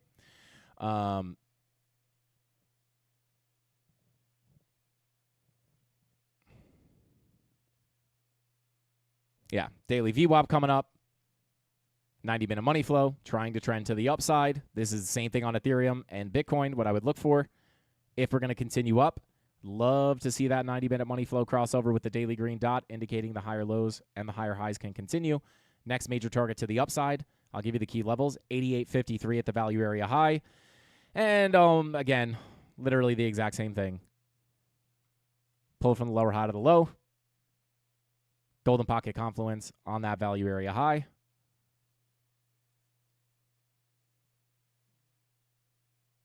$786 sits here at 90.23. So between 87.98 and 90.23, that's your major level of resistance. If we can get, I'm not personally trading altcoins right now, but if I were, this is where I'd look for the shorts. If I can get confirmation, get stuck inside the range, you can look to go back down towards the PLC. And then, again, depending on what money flow looks like at that time, you would either be looking for higher lows and higher highs, or, again, I don't know exactly how this is going to look. If you're just starting to get a money flow crossover here, maybe you can get a retest of the range high and a continuation of that uptrend. If it takes a little bit longer, right, let's say we kind of bing-bong around here, money flow turns green on the 90-minute, we come down, we come up, right? If it looks like this, where you have a nice 90-minute money flow wave, and now money flow is coming back out, I would say in that case, the trend is likely to continue to the downside, right? But if it's quicker, I'll give you the sauce here. If it's quicker and you just kind of like moon up here, and then on the retracement, money flow is early in the crossover, well, you can say what, right? What would I say in this case? Well, money flow is crossing into the green, trend's likely to continue higher, looking for lackluster pullbacks for higher lows and higher highs. I don't know what money flow is going to look like up here. But again, key levels of interest kind of remain the same as Bitcoin and Ethereum, right? Value area high, golden pocket 786 retracement. And then, if we get the breakout, you have your volume profile here, which is, of course, in line with a pretty significant gap. Again, Solana's a little bit different because you have this consolidation here, so you have a little kind of peak in volume. So, which means what, right? Like price likes to cling to those levels, right? So we could break back into the, I'll give you the doorway to higher prices here. It's the level that we rejected on the way up, right? Which is always going to be the value area low, 92.42. If you could flip this and hold it as support with money flow coming up, POC is the next likely target. Flip the POC, you can go up to the value area high, right? And what did I say about those high volume nodes? Price likes to stick to them. Come on, volume. There we go, right? So you have a high volume node down here. If we break out, maybe you stick to this higher volume node. But for the most part, right, like pretty big fall off in volume here. Again, you have the little spike here from this value. But at the end of the day, maybe you play around in here. If you break out of here, next major level, this is again like Bitcoin at like 87 to 90K would be Solana at about 123.60. Massive high volume node. And then, you know, if we lose the lows here, yikes, right? Can't hold that 786. I'd be looking to take out the low. The low currently sits at 67.49.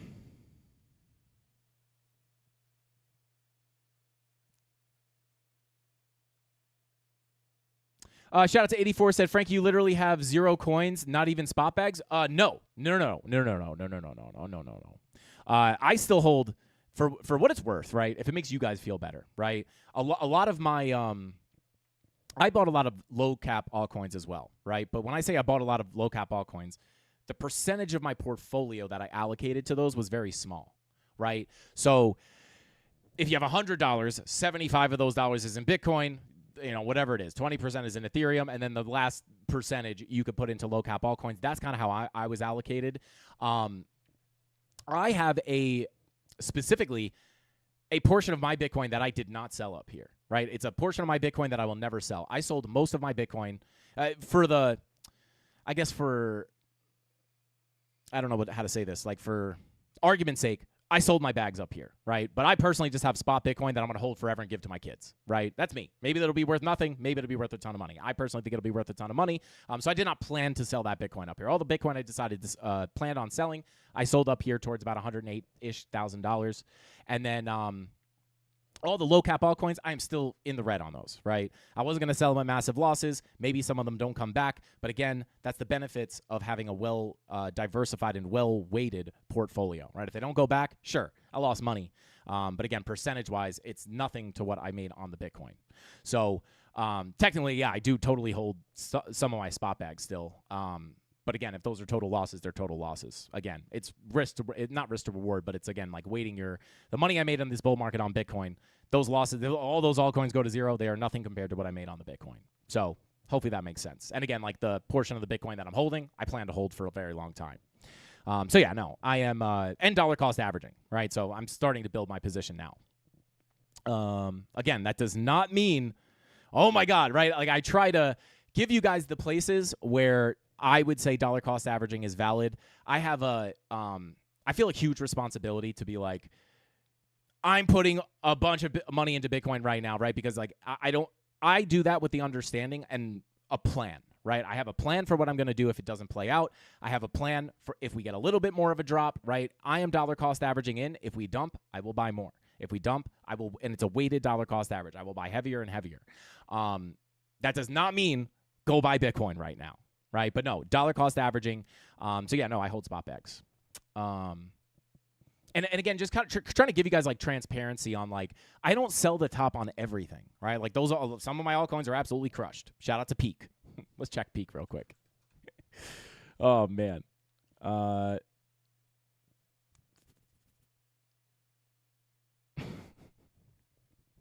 I'm in here, guys. I'm in here, right? I'm not perfect.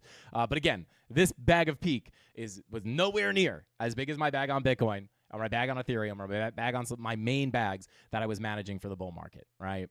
If they pumped, I would have sold them. But yeah, I am still in the red on stuff. I don't sell the top on everything. Let's see. Shout out to NY Crypto Investor. Yo, shout out to New York, baby. Shout out to the motherland. Hey, bro, where are you at in NY? Let me know. Maybe you were my neighbor and we never knew. But he says, "Sup, Fraggy? Thanks for showing up consistently and keeping us informed." On that note, can you take a quick look at gold? I'm curious about the Bitcoin gold correction. Thanks. Let's take a look at gold real quick. So, yeah, gold, honestly, like unless you're looking locally, we're kind of just playing around these fib extension levels that we looked at like a while ago. Still have a major golden pocket sitting down here. Let me pull an anchored VWAP as well. Let me just see.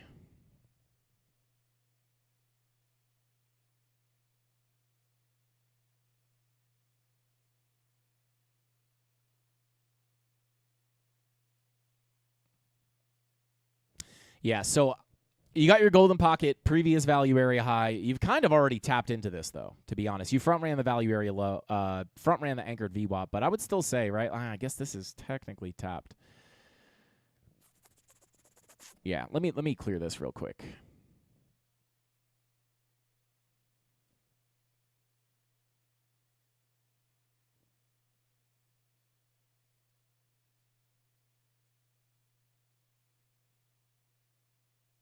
So you got your value area here, POC.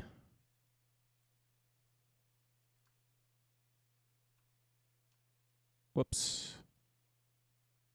Value area low.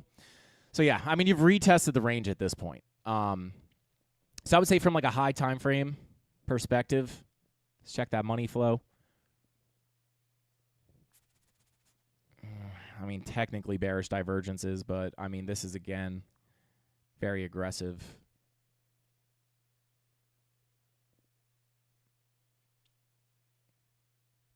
I mean, your next, if you get a bigger breakout, like the next major target I'd look at is about 56.76. If you get the correction down, I would still watch this volume profile. I mean, you do have the value area high at about 45.07. You got the POC at about 42.05, and you got the value area low at about 39.32. You could argue, you know, money flow's thick in the green here, right? Like you could argue this is trending down locally. It's nothing really super extravagant. I mean, thick money flow is very bullish. Let's check the 8-hour, so we could try to front run that with the lower time frames, right? Like, yeah, still pretty thick money flow on the 8-hour. 4-hour trying to trend out, but still generally thick in the green. Could try to let me try to get some. Can I get one with not these wild candles? There we go. Let me just get my bearings here. So I'll do some local analysis here. All right, so from the major move, from the high to the low, you've gotten the retracement into the 786. 4-hour money flow looking to come out. And then, of course, you do have this kind of little volume profile here. Just pull it to here and see if that changes at all. So I'll give you some local levels here. I'm not personally currently trading gold, although you can trade gold on a lot of exchanges now. Actually, WeX, I believe if you guys go to the Discord, I'll try to pull it up in a second. WeX is doing a promo for precious metals. I believe it's like 0 fees. I'll pull up the details in a minute, but a pretty good deal. But now we can get some local context here, right? So you got the fib from the high to the low, looking for the bounce. If you're looking for a lower high, right, this would be the major zone to look at. Golden pocket 786. Money flow starting to come out on the 4-hour. If you get this money flow crossover into the red, the thing with gold is like, I wouldn't consider myself, you know, obviously the TA plays out regardless of the asset that you're looking at, but obviously every asset kind of moves differently. Obviously gold, very volatile recently, but typically like gold is not as volatile as Bitcoin. Obviously you're in a massive bull run here on gold, but you know, things do move differently than Bitcoin, right? Like you can see the last 4-hour money flow crossover. I mean, it was coming out. You would have looked for a continuation down. You get the move to the value area low. You bounce off the value area low. You go to the high. You get the breakout. You come back in. What I can say, right, is, you know, generally speaking, when looking at money flow, if this 4-hour money flow crosses into the red, you can anticipate some kind of a continuation of this downtrend. You got the high, a bounce, money flow is coming out. You would really be looking for lackluster bounces, lower highs, and lower lows. You do have some nice context here. I'll take this massive fib off, and I'll pull some more local fibs. pour from the high to the low. And then, of course,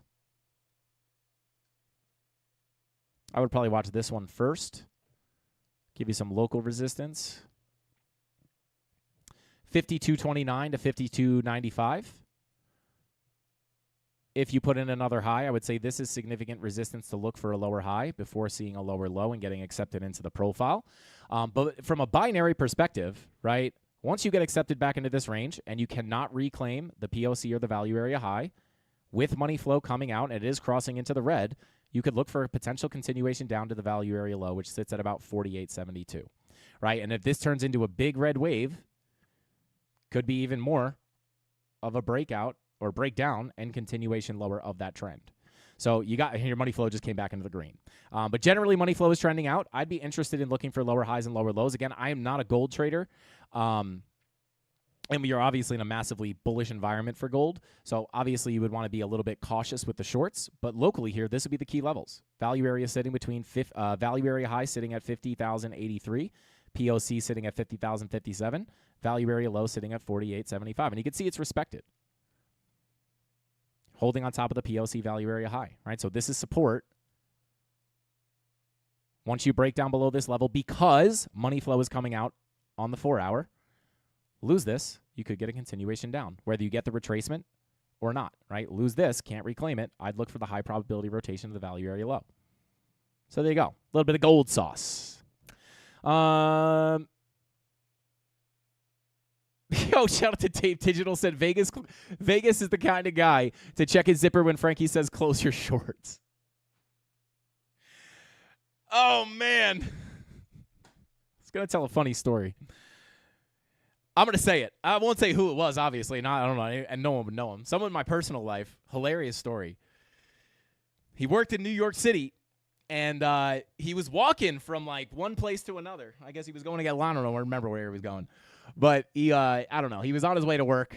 Well, you know, whatever. He was on his way to work, and he was walking, and he noticed that people were looking at him funny. And he's like, why is everybody staring at me? And he, like, didn't notice it. And then he said about, 5 minutes later, he started to feel a breeze. And he looked down, and his fly was not open. Or his fly was not just open. But we'll say he was short and long at the same time. And that short and long was completely out of his fly. Insane work. Insane work. I don't know how you walk around like that and not know that's happening. But that is a true story. And that guy does not lie. I was dying when he told me that. He's like, because I think we were talking about like the most embarrassing thing that's ever happened to you. And I was like, bro, that beats anything that's ever happened to me. I've never been, there's nothing that would top that embarrassment for me. Also, I don't know if the cops will believe you that was an accident. If you're just walking around, they're like, dude, you don't notice? Like, oh my God, bro. Oh my God. Somebody call the cops on that guy. I'm just kidding. It was, Frankie's protected by 50. Talk about 50 Cent. Yeah. 50 protects everybody from New York. May even be some other people out there looking after me, too. It's allegedly, guys. It's alleged.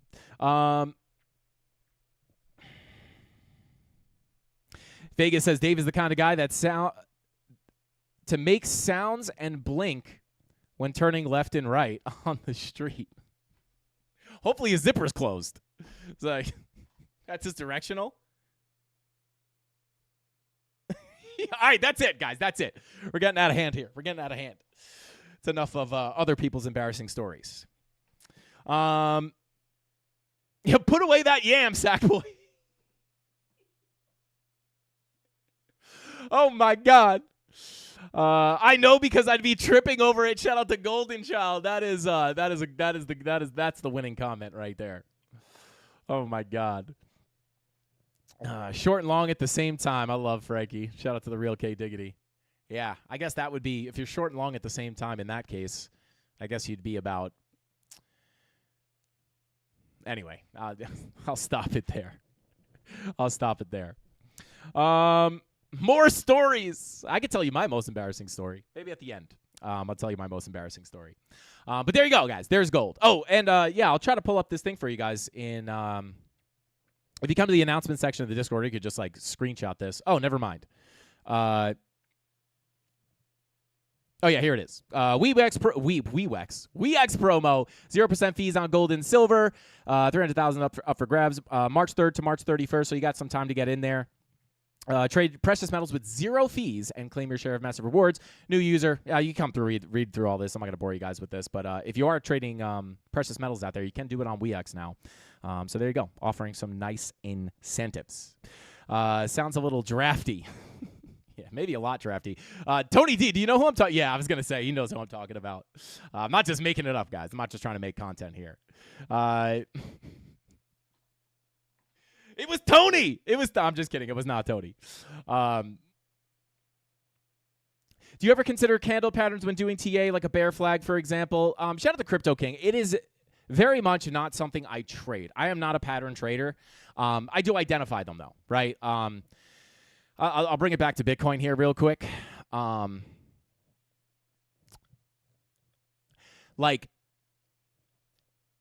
I'll kind of talk about like why I don't. Again, you could trade patterns profitably. Again, I recommend not trading them alone.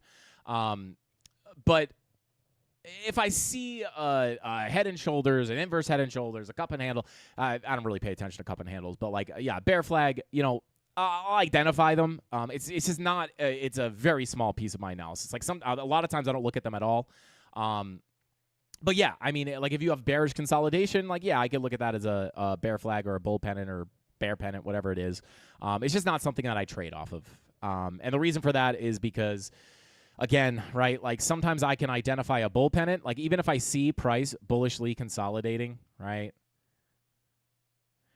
By understanding where the liquidity is, by understanding where the stop losses are, which is just another way of saying where the liquidity is, by understanding the order flow, you could kind of try to spot, when these bull and bear flags or bull and bear pennants, whatever, are more likely to play out and when they're more likely not playing out. When you're looking at this just on a bear candlestick chart, you're kind of looking at you're missing a lot of the information. Again, you could trade patterns. I'm not saying you can't. But it's just why I don't, I would look at this as bullish consolidation. But again, if I saw that there was a lot of liquidity sitting underneath here, if we got a breakout of this bull pennant, right, and I got bearish confirmations above these highs, I would take that short, targeting this liquidity, regardless of this pattern. Like this pattern has almost zero say in what I do on the chart, right? Because why is that, right? Like this could look like a bull pennant, right? But typically how I would be viewing this is a volume profile, right? Which is actually based off volume. It's not an arbitrary shape on the chart. The chart does not know it's in a bull pennant. Again, not to say that this wouldn't be bullish consolidation, but again, this doesn't always play out, right? Like I could probably try to find you some kind of pattern that just like didn't play out. A lot of people like to only mark out the patterns that play out, and they don't mark out the patterns that don't play out.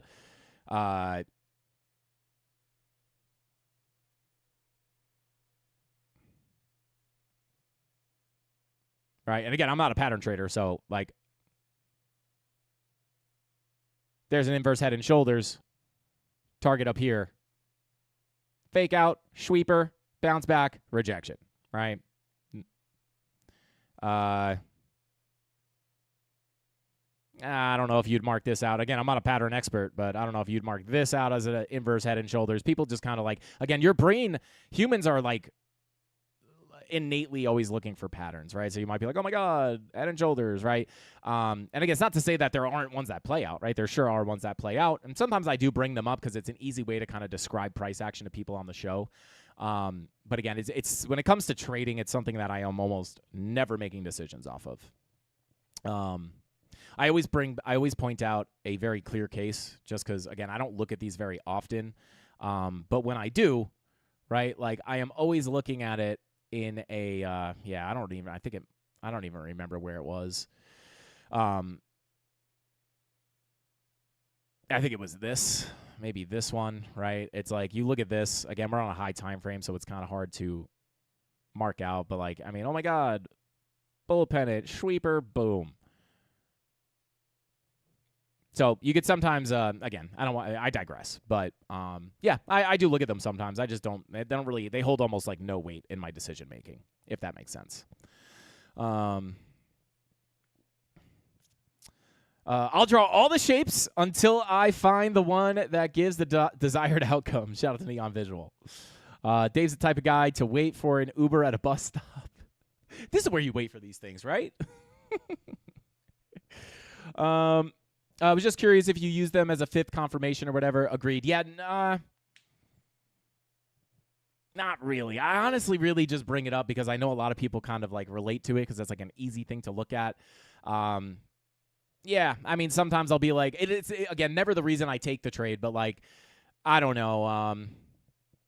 For example, I don't know. Like, for example, if I had a value area, right? Again, I have the way that I trade.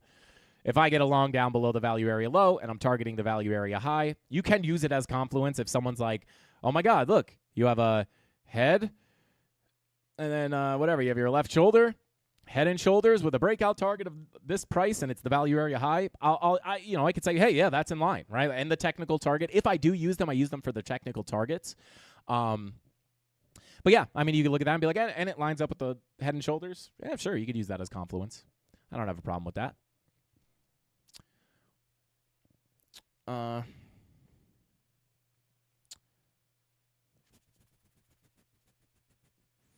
Shout out to Brillo, said pattern trading just feels so much more like prediction rather than high probability setup of any kind. You do so much better just trading fibs, in my opinion. Yeah, probably. That's pretty much how I look at them, right? It's just like it's more of like a prediction. And again, like especially when you're trading volume profiles, right? Like you're trading price. You're trading like volume is price. So these are not just like random. This is not a random range that I draw, right? This is actually 70% of the trading volume. The POC is actually the area where the highest volume was transacted. And then like honestly, like the one I used to look at patterns a little bit more in the beginning of my trading journey. I was like, oh my God, I could just find patterns on the chart and like I'll make a bunch of money. Like very quickly you learn that you have to incorporate other things, right? Like not every bull pennant is going to be created equal, right? It's kind of like it's like trading fibs, right? Every higher low is not going to be treated as the same, right? Like, for example, the higher low that we were forming right here, right? And we talked about this live on the channel. Golden Pocket 786. Yes, area to look for a higher low. Why were we not looking for a higher low here? Money flow, bear market, right? Like many other things pointed that this was probably not going to be a higher low, even though technically it was a valid place to look for a higher low. So even if you trade the fib alone, you'd be like, oh my God, great place to take along, right? For a higher high. Well, not in this case, right? It's kind of the same thing with patterns, right? Some of them might be higher probability if it lines up with, what price is actually doing, right? If it's lining up with the order flow, again, like the actual buys and sells coming into the market, then it would make sense. Starting to look at order flow is kind of one of the things that made me kind of fall off of like, patterns are just kind of random shapes, especially when you use the order flow to identify a low probability pattern. It's like, yeah, price is moving because of this, not because of a pattern. So yeah. But again, if it helps you understand, then I'm not here to tell people not to look at patterns. Again, I look at them. I just don't trade them.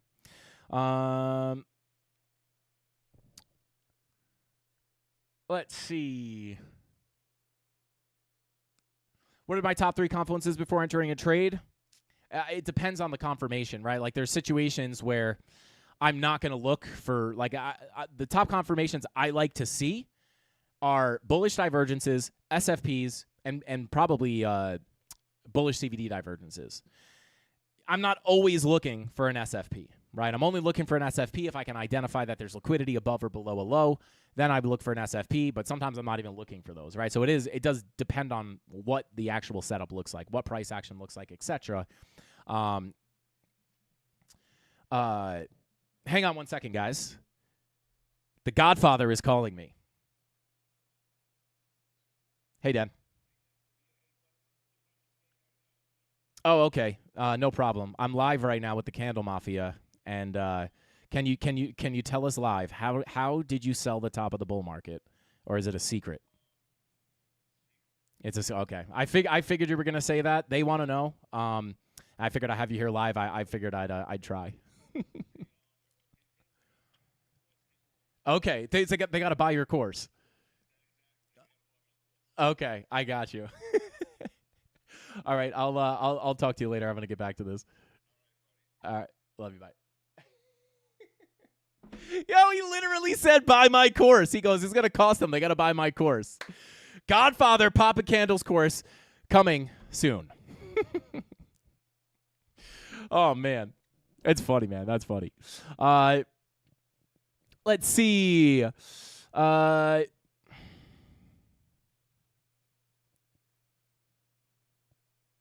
Shout out to Brilla said, do you know what the developing POC and the developing value area would be used for in a volume profile? I don't personally use them. I just use the static. But you can if you wanted to. I don't have any specific strategies for that. Again, I've never really traded that. Let me try to pull it up for you. Man, if I had $1 for every time I accidentally delete these profiles, good Lord.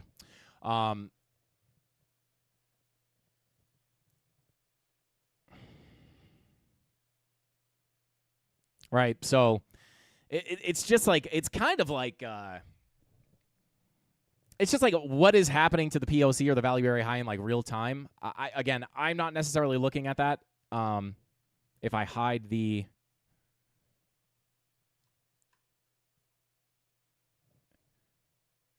Right, so like there's your regular value area.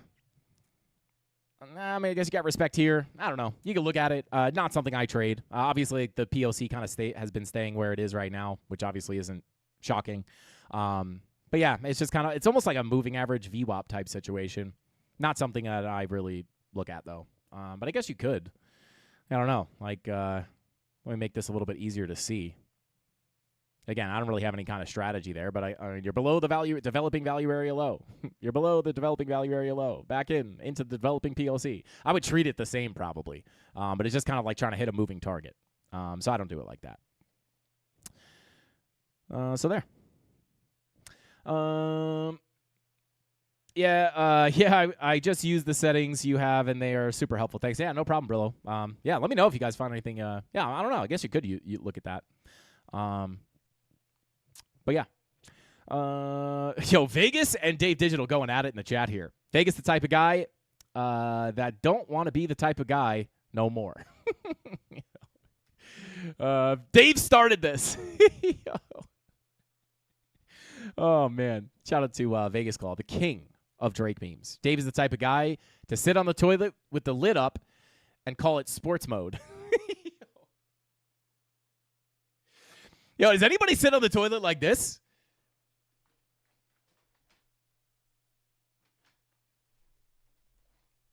Like facing the tank? I think that would be like sports mode.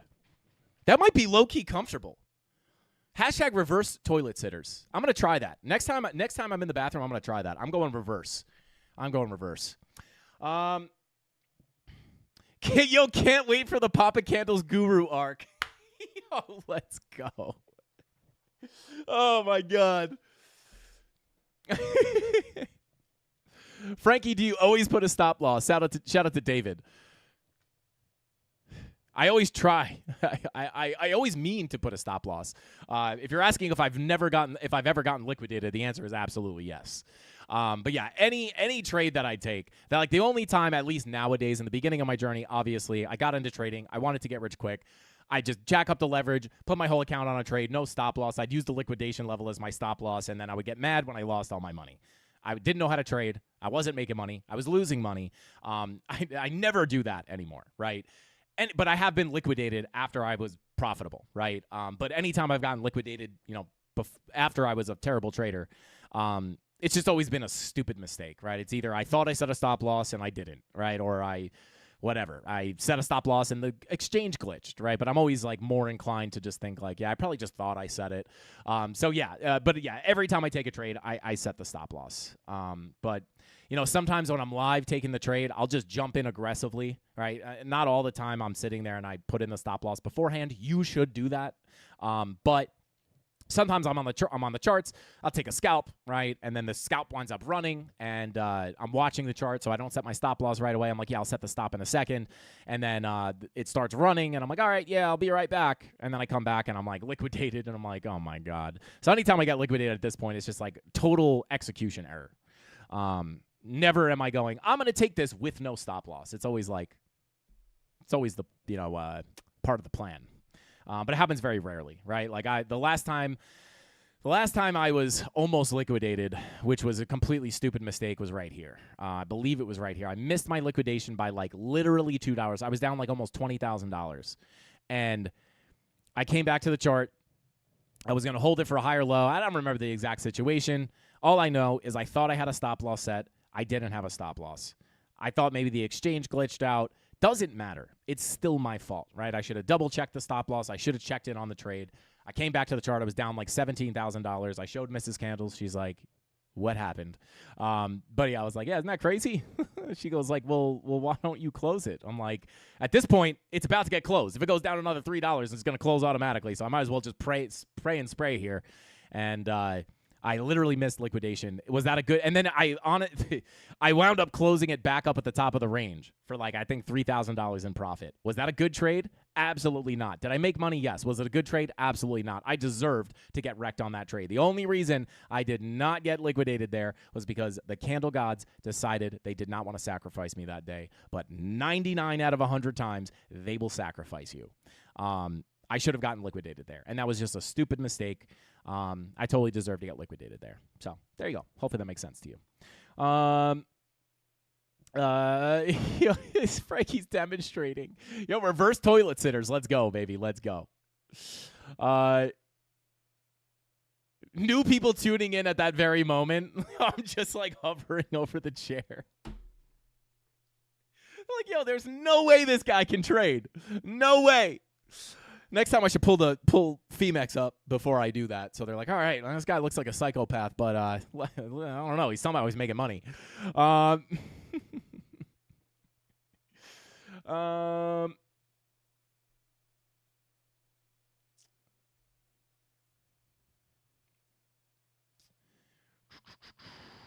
Let's see here. Trump news in 2 hours. What do you think the market will? Where do you think the market will go? Shout out to Ash. I mean,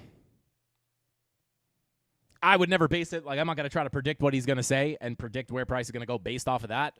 I'm just going to stick to my plan, right? Again, it's binary for me.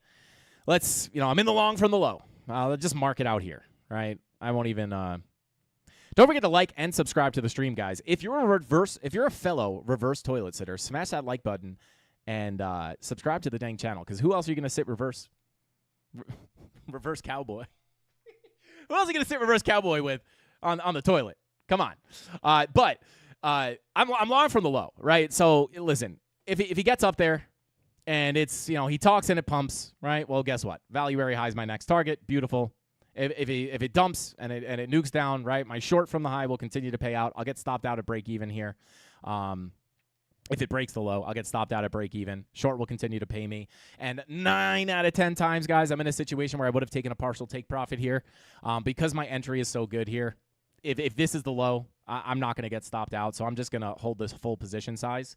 I don't know. I'm just going to stick with the plan here. That 1 hour money flow is crossing over into the green. I will be looking for higher lows and higher highs. It might get volatile when he's speaking. But yeah, my plan is to hold this long. Next target is the value area high of the range. If it stops me out, I'm already short from the highs. So it's the beauty of, being schlong and positioned really nicely, right? Like I got the short from here. I've also got the short from 98 and 92K.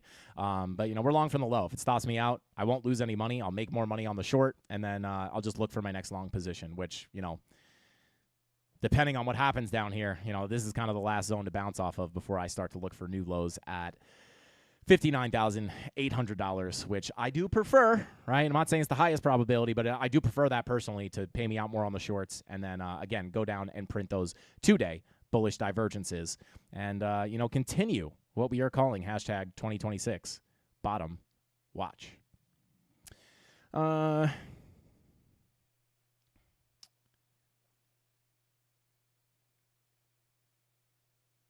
Shout out to Ogre, said, do we have a real chance to go up to 75K and have a lower low at $70,000 and move up with this money flow? Yeah, I mean, listen, with this 1 hour trend, I would say the lowest I would like to go is probably $66,400, right? This is the full Fibonacci retracement. This would still be a valid higher low before another higher high comes in. If we get the push, again, I mean, this is just, if you push up to 70,500 first, this fib would have to move up. At that point, you would hope that you're kind of holding that POC zone, which comes in at about 67, again, 68 to 67.3, down to about 66.6, right? You would just want to hold that full fib, right? If I were going to look to come retest, if I'm going to get stopped out of this long, the line in the sand to come down to this low for me, again, would be this Fibonacci retracement. If we come down from where we are right now, the invalidation is this fib retracement, 66.4. If we came down and lost that 786, well, in my opinion, if we can't reclaim the 786, I'm looking to take this low out, in which case I'll be stopped out, and I could look for a re-entry there on our last resort level, which is the 786 Fibonacci retracement at 64.8. So this is not the line in the sand for a new low below 59.8. This would be the invalidation for a new low to come in locally. So if we come down from here, that would be the lowest I would like to go. If we go up to 75K, right, or hit the value area high, that level moves up slightly. But yeah, other than that, right, like the major level of support before I'm looking for a new macro low on Bitcoin, a new bear market low, would be losing the 786 daily MPOC, right?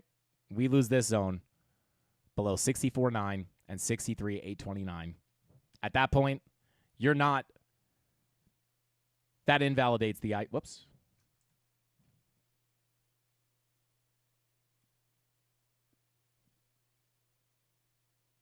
Let me just drag this into the folder real quick. Right, if I'm looking to hold this higher low, it's got to hold here, right? Once we lose this 786, we're taking out this low, and then below this low, there's no support. So I would look to take out this low. This is your line in the sand. Last place to bounce for a chance to go up to 80K. Lose this, I'm looking for a new low first. Chances increase greatly of a new low here once we lose that level. Right now, I wouldn't say it's 50-50. Maybe, again, we're in a bear market. I don't know. It's like dang near 50-50 in my opinion. Once you lose this, I think it increases greatly. But again, it doesn't matter, right? Because, again, people say, well, if 50-50, how do you know what to do? Right? Well, I'm not making a decision right now. I've already made the decision here at the low. I've made the decision at the high. I'm short from the high. I'm long from the low. If we lose it, boom, I'm paid. If we break out, I'm paid, right? Short's already a guaranteed winner. Already locked in $3,000 of profit there. I'll pull up the trades one more time, and then the long is up almost 2,500 right now. Do I still pull my fibs the way I do in the tutorials? How I pull my fib while sitting backwards on the toilet is my business. Okay. Shout out to Dwayne. That is definitely still valid. You're just pulling fibs from significant lows and significant swing highs. And there is subjectivity to which one you pull it from, right? There's no real wrong. Where do you pull the fibs from here, right? The fib that I'm pulling here is the full from the swing low to the swing high. This is valid. If you pull it from the higher low to the higher high, this is valid. If I pull it from this local low to the high, this is also valid, right? This is a local level, and then, obviously this would be the most important one for the trend, would be the biggest one, right? If I want to hold this full uptrend, that's the lowest I want price to go.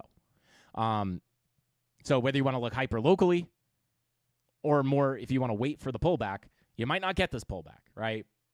So that's where you can start looking at the local fibs. Where I would not pull this is there is a wrong way to do it, right? Is if you're not measuring the move correctly, right? If I just pull it from the beginning of this candle to or the middle of that candle to the middle of this candle, right? I'm not pulling from any high or low. I'm just pulling from the middle of the candles. This is insignificant. Right, I wouldn't pull from this candle to above the high, right? That's not measuring anything, right? You want to measure from the swing low to the swing high, whether it's the full move, a local move, right, or a local high or low, right? That's the subjectivity. You still have to pull it from a swing high to a swing low to a swing high, right? And that would be support. And then resistance would be pulled from a swing high to a swing low.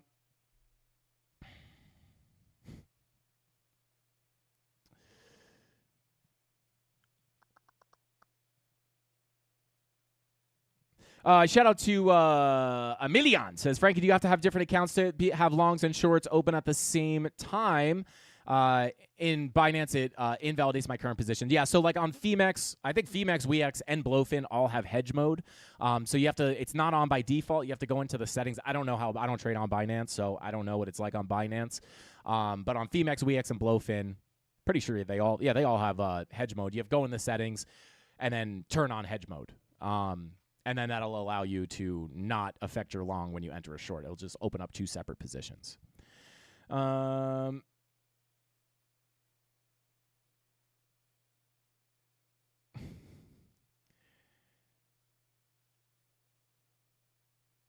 Yo, Vegas clock. You might not get this pullback, Frankie.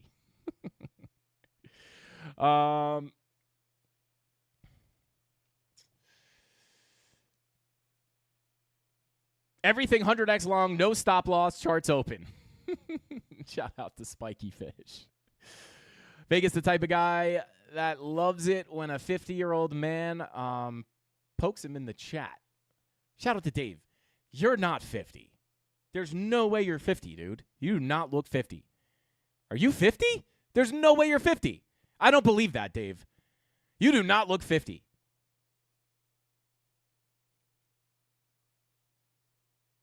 Dave, confirm that in the chat. I'm not going to believe it either way. But if you're 50, bro, you look great for 50.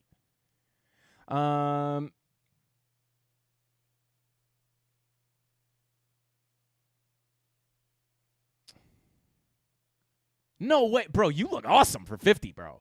Shout out to Dave. I did not believe that. I don't think I do still. I'll have to meet you in person. Bro, that's crazy. Congratulations. Shout out to Dave Digital. Yo, Vegas Claw said Dave is a Foss, bro. Dave in Vegas. This is the Dave in Vegas head-to-head Drake meme joke challenge. I'll be 48 this year. No one believes me, though. Shout out to Rudy, bro. I hope I'm as lucky as you guys.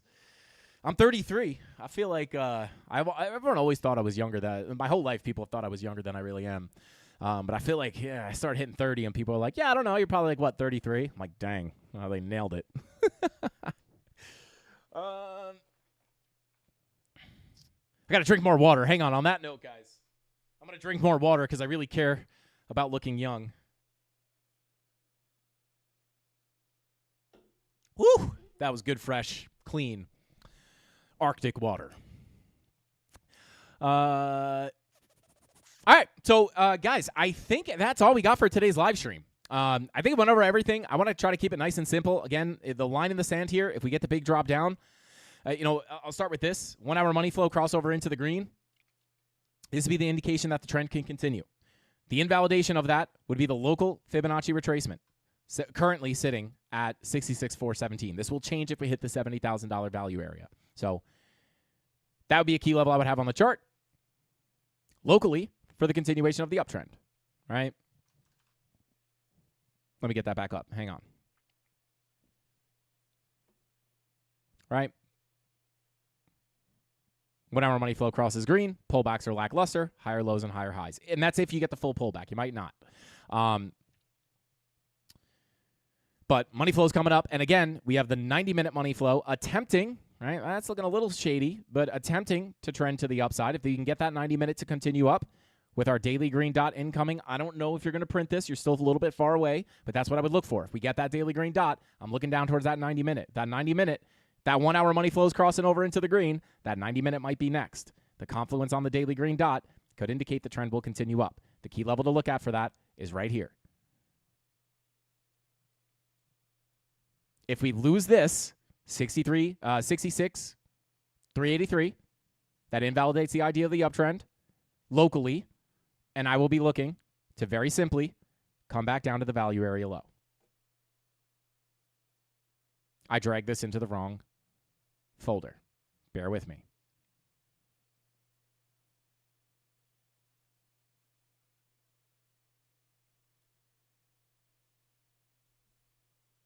I'll be looking to come into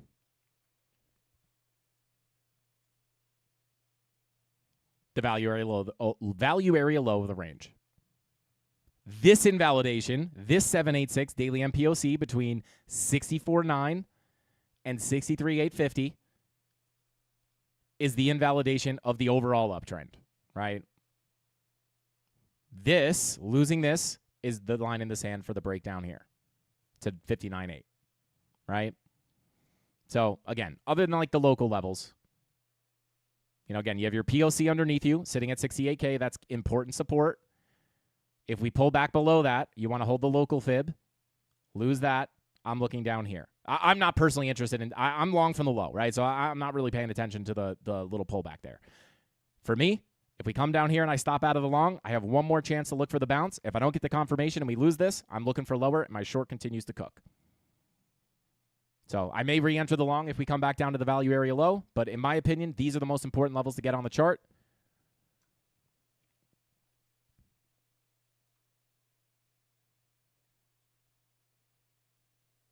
Last resort zone, 65,741 to 63,850. Biggest level of resistance up towards the highs between 70,400 and 71,850. All right, just trade in the range. Long from the low. If we come up here, I'll look for shorts at the high. If I get the confirmations. No confirmation, no trade. If we come down, I stop out. That's the last place to look for longs at the lows. If that doesn't hold up, well, that's going to be much more bearish for Bitcoin. And in that case, in my opinion, the 2-day red dot will likely print once again.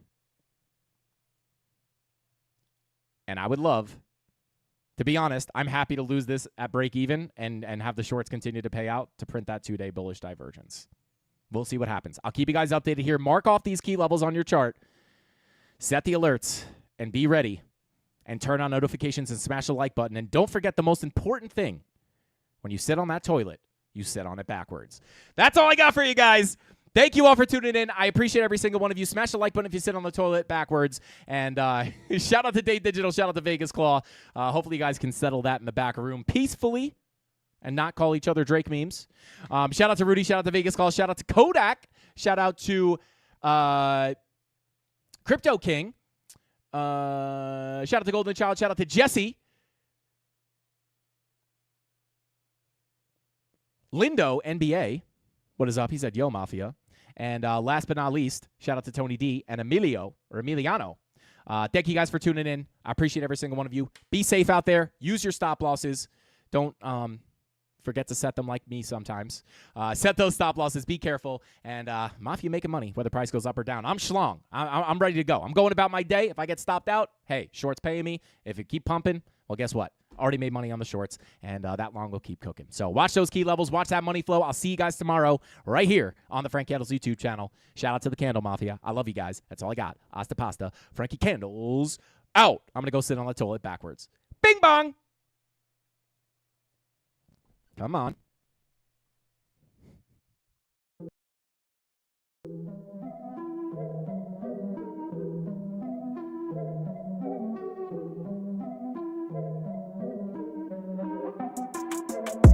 Here we go, at the top of the class on a roll, and it's time to run it up, yeah, you know. Maxed out, put the pedal to the floor, ayy, on the road, here we go. Yeah, we winning by a landslide. Never see me coming, I'm a landmine. Yeah, I ain't taking orders in command, like, yeah, you about to see me on demand, like, you know, on demand.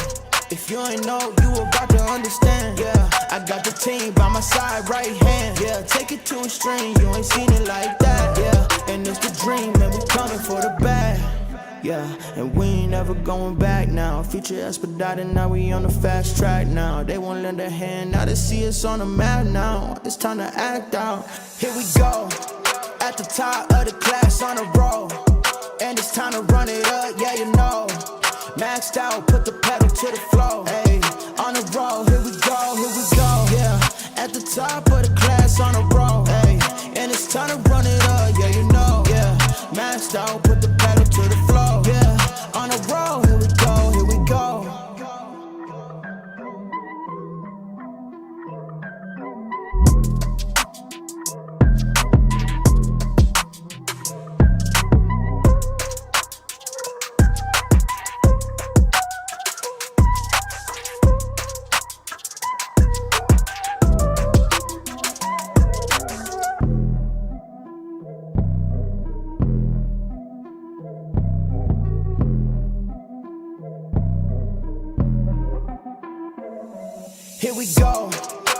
Top of the class on the road, and it's time to run it up, yeah, you know.